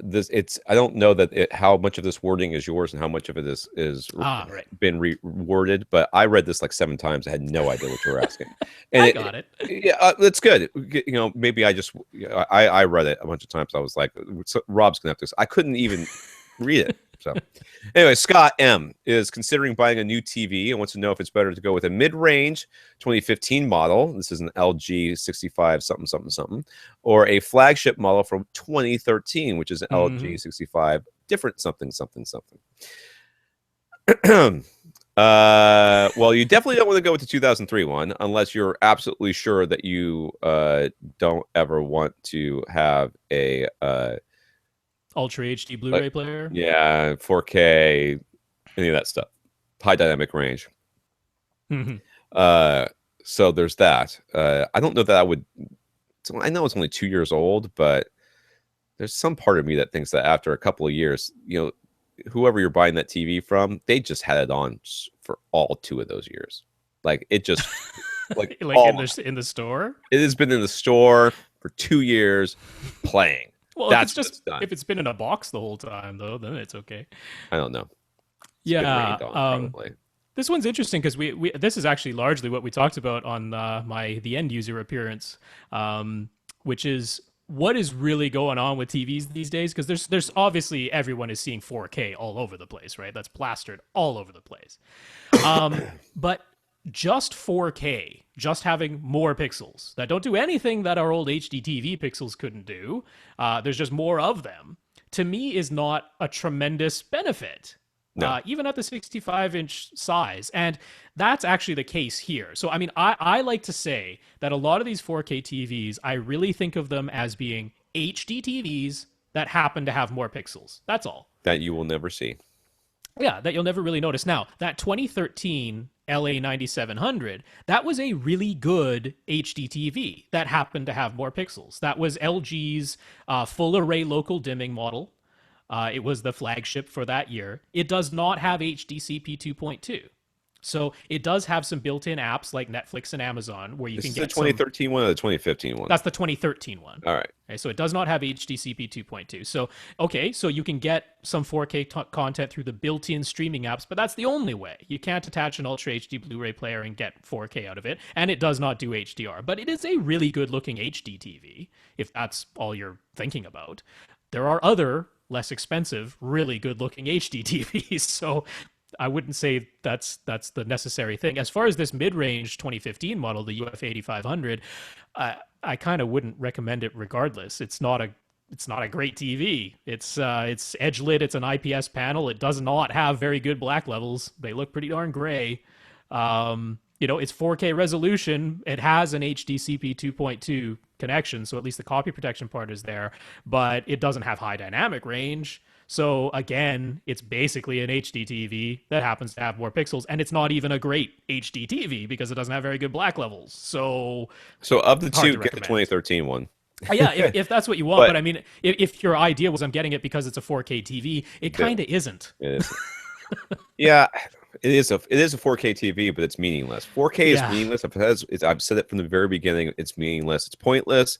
I'm sitting there. The first 4K display I saw, I was walking past it in a hallway. I was, touching. I could have touched it. It was 55 inches, and I was like, "Wow, I don't see any pixels." And I'm like, "This is the most pointless thing that we've ever, even more so than 3D. 3D actually is something. This is pointless." Because no one's going to notice this. No one's going to see the difference, and you can see that every time you go into a Best Buy or anything like that. You can just look at it and go, "Nope, they all look exactly the same. None of them look different. Not a single one." High dynamic range. Hopefully, I'm hopeful that it is the thing that's going to make a difference. We will see.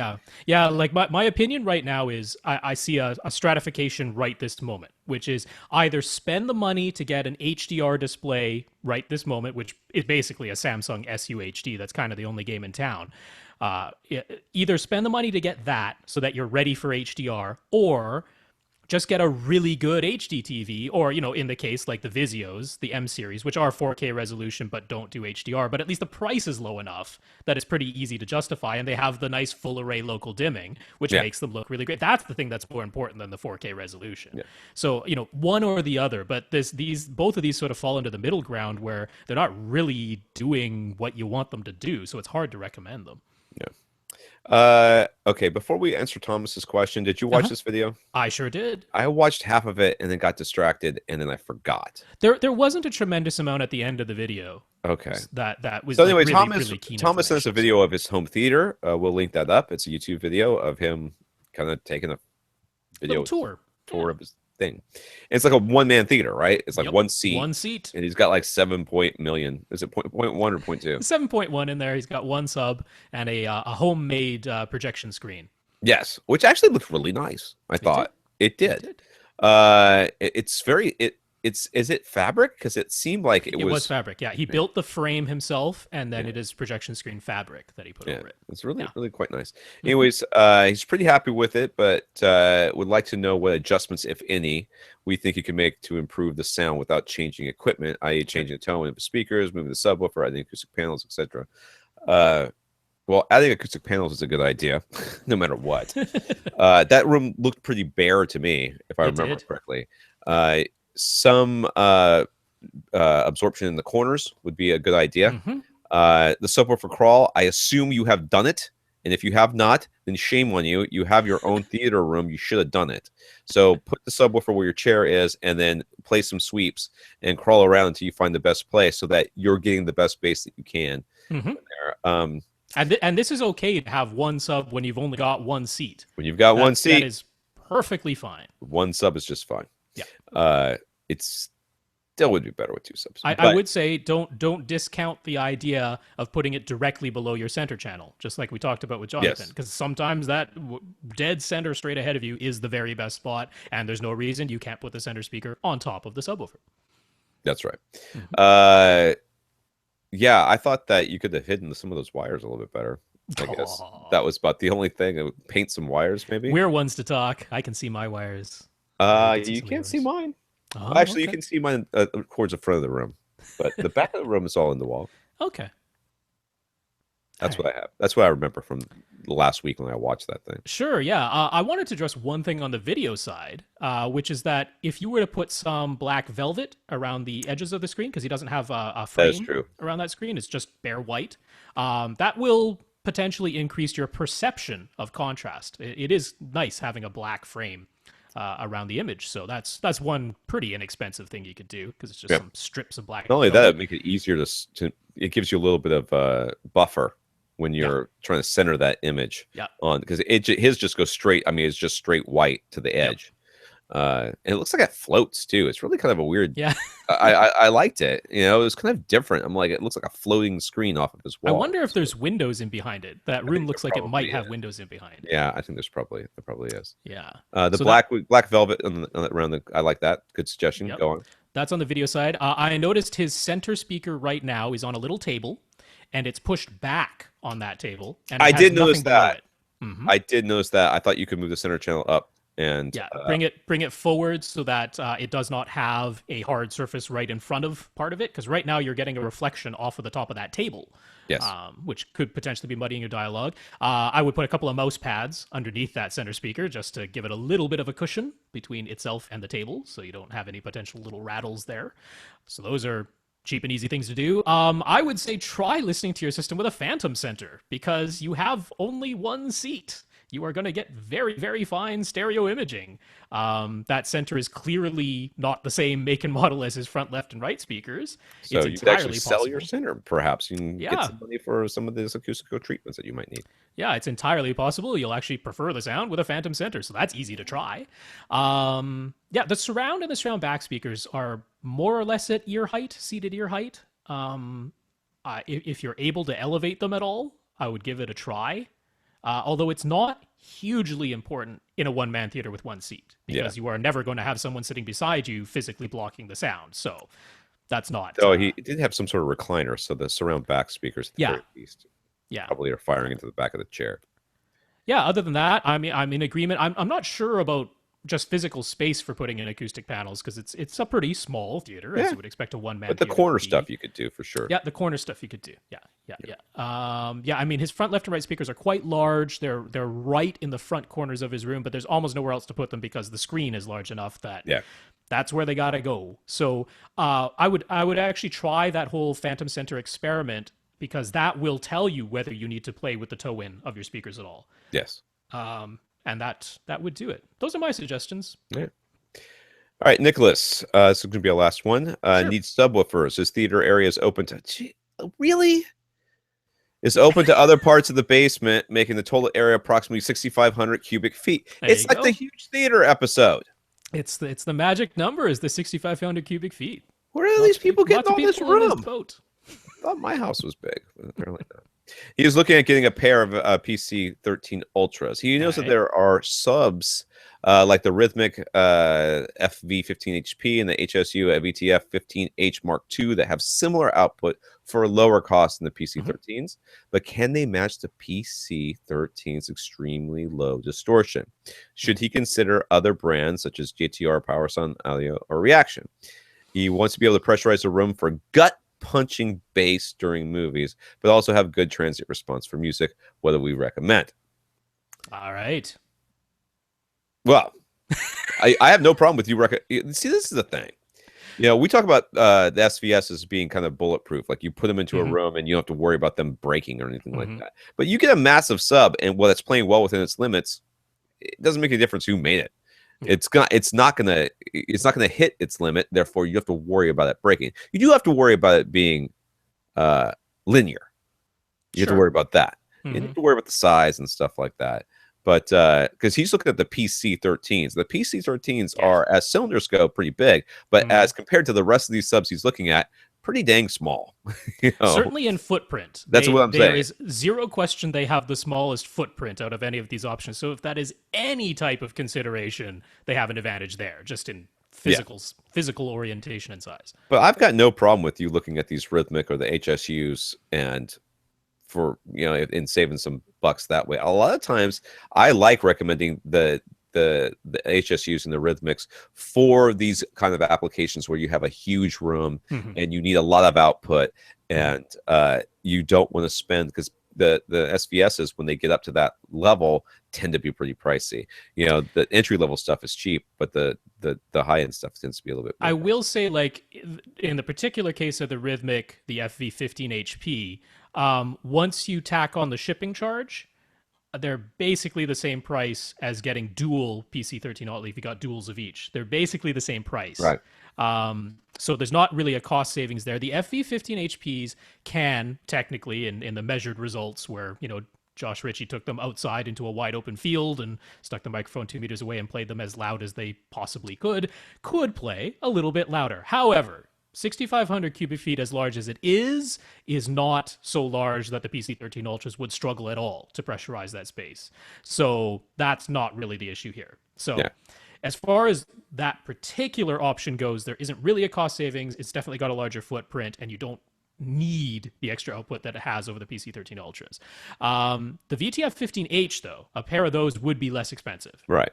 And it definitely has the output capabilities. So that's not the thing. So what he's really wondering about is this, distortion measurements and transient response. And I have to say, when it comes to music, there is very little content in music below about 36 hertz. That's about as low as the vast majority of music goes. There can be some, of course, there's, famously the pipe organ that goes down to 16 hertz that some people really, really worry way too much about. How much pipe music do you people actually listen to? Show of hands. And you're Who not hearing put- the who 16 hertz listened anyway. to pipe organ music in the last week? Put your hands up right now. Right now. Yeah. I'm looking around. Nobody? Seriously? Okay. So as far as that part goes, none of these that you're considering are going to have any problem with the 36 hertz and up in music as far as sounding clean, sounding fast and tight, and all those other things, responding to distortion or transient response worries. It just isn't. If anything is going to make those notes sound bloated or overhangy or lasting around too long, it's your room. Yeah. That's what's going to be causing that. So placement of your subs will be Placement important, of the subs. Yeah. and making sure that as best you can, you deal with things like putting absorption up or having some way of deadening some of the reflections. Mhm. And that's just probably something you're not going to be able to do anyways, no matter what subwoofer you put in there. So you can worry about the transient response during music, but the reality is there's only so much you're going to be able to do. Yeah. Not without some sort of dedicated space, which it clearly is not what you have. So any of these will work. basically. Honestly, yeah, yeah. Any of these will work. You don't need, but if it's a footprint thing, then the PCs make sense. If Hmm. you're looking to make sure that you have enough output and you save a little money, the HSUs work. Yeah. Um, the rest of them, if you look at them and you see that you've got a deal someplace or Hmm. something, they're probably all going to be fine. We recommend one we recommend because of usually they're the cheaper of Hmm. whatever the price is. So in this case, I would recommend the HSUs for you. Hmm. Uh, but if you have a consideration outside of just price, that's going to make a big difference. And the footprint for the PC-13s is going to be Yeah, considerably smaller. that's their It's real basically going advantage. to be a 14-inch manhole cover. Yeah. I mean, that's what it's going to be. For 15-inch, probably. Yeah. That's what it's going to be. Yeah, Uh, yeah. So yeah, the worry that we have about distortion figures in deep bass, it really can go by the wayside. We are terrible at hearing really deep bass. Deep bass can be like 10% distorted before our ears even start to register that it's slightly awry. So we are by the vast majority of what we're hearing is the harmonics. That's what we're actually hearing. The super deep bass stuff. It's rarely the fundamental that's actually affecting it. There can be such a thing as overhang, but you got to remember, like a 20 hertz note, there's only 20 cycles in a second. That's a pretty long note, regardless. So hearing that as being tight or fast or something, it doesn't really apply. If it's ringing, it's because it's ringing around your room, not because the subwoofer is right. flabby or something like that. So you can almost put those concerns aside. When you're putting subwoofers as big as this in your room, Yeah. it will be bouncing around your room. Yeah. Oh, You yeah. want to pressurize it. That's what you said. Yeah. So yes, you will be spending some time playing sweeps and making things not rattle. So that's all right. Brian,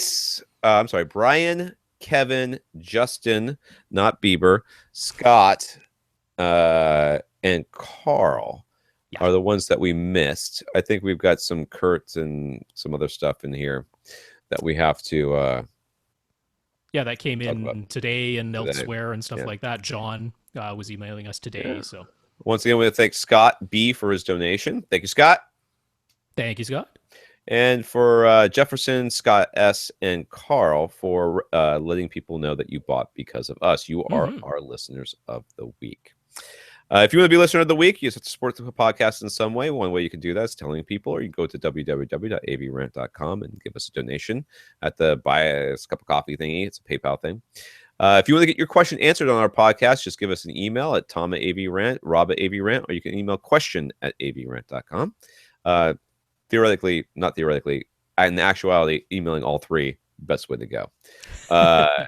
I caught a couple this week where I had to forward them because they had the other email address. Yeah, I did a really poor job of forwarding ones that came to only you and I or just me. Because, like I say, I was distracted last week. So, Austin did not have those in the rundown because he never received them. So, completely not his fault. But thankfully, I added them in, not in exactly a timely fashion, but they were there. Yeah. Let me see. Facebook.com/AVRant podcast is a good way to get a hold of us. At First Reflect is Rob on Twitter, at AVRant_Tom for me, and at Austin Pond for our producer, Austin, who will hopefully be back next week. We'll see. For AV Rant, I'm Tom Antry. And I'm Rob H. Now go out and listen to something. And we will be having the after party in a few minutes.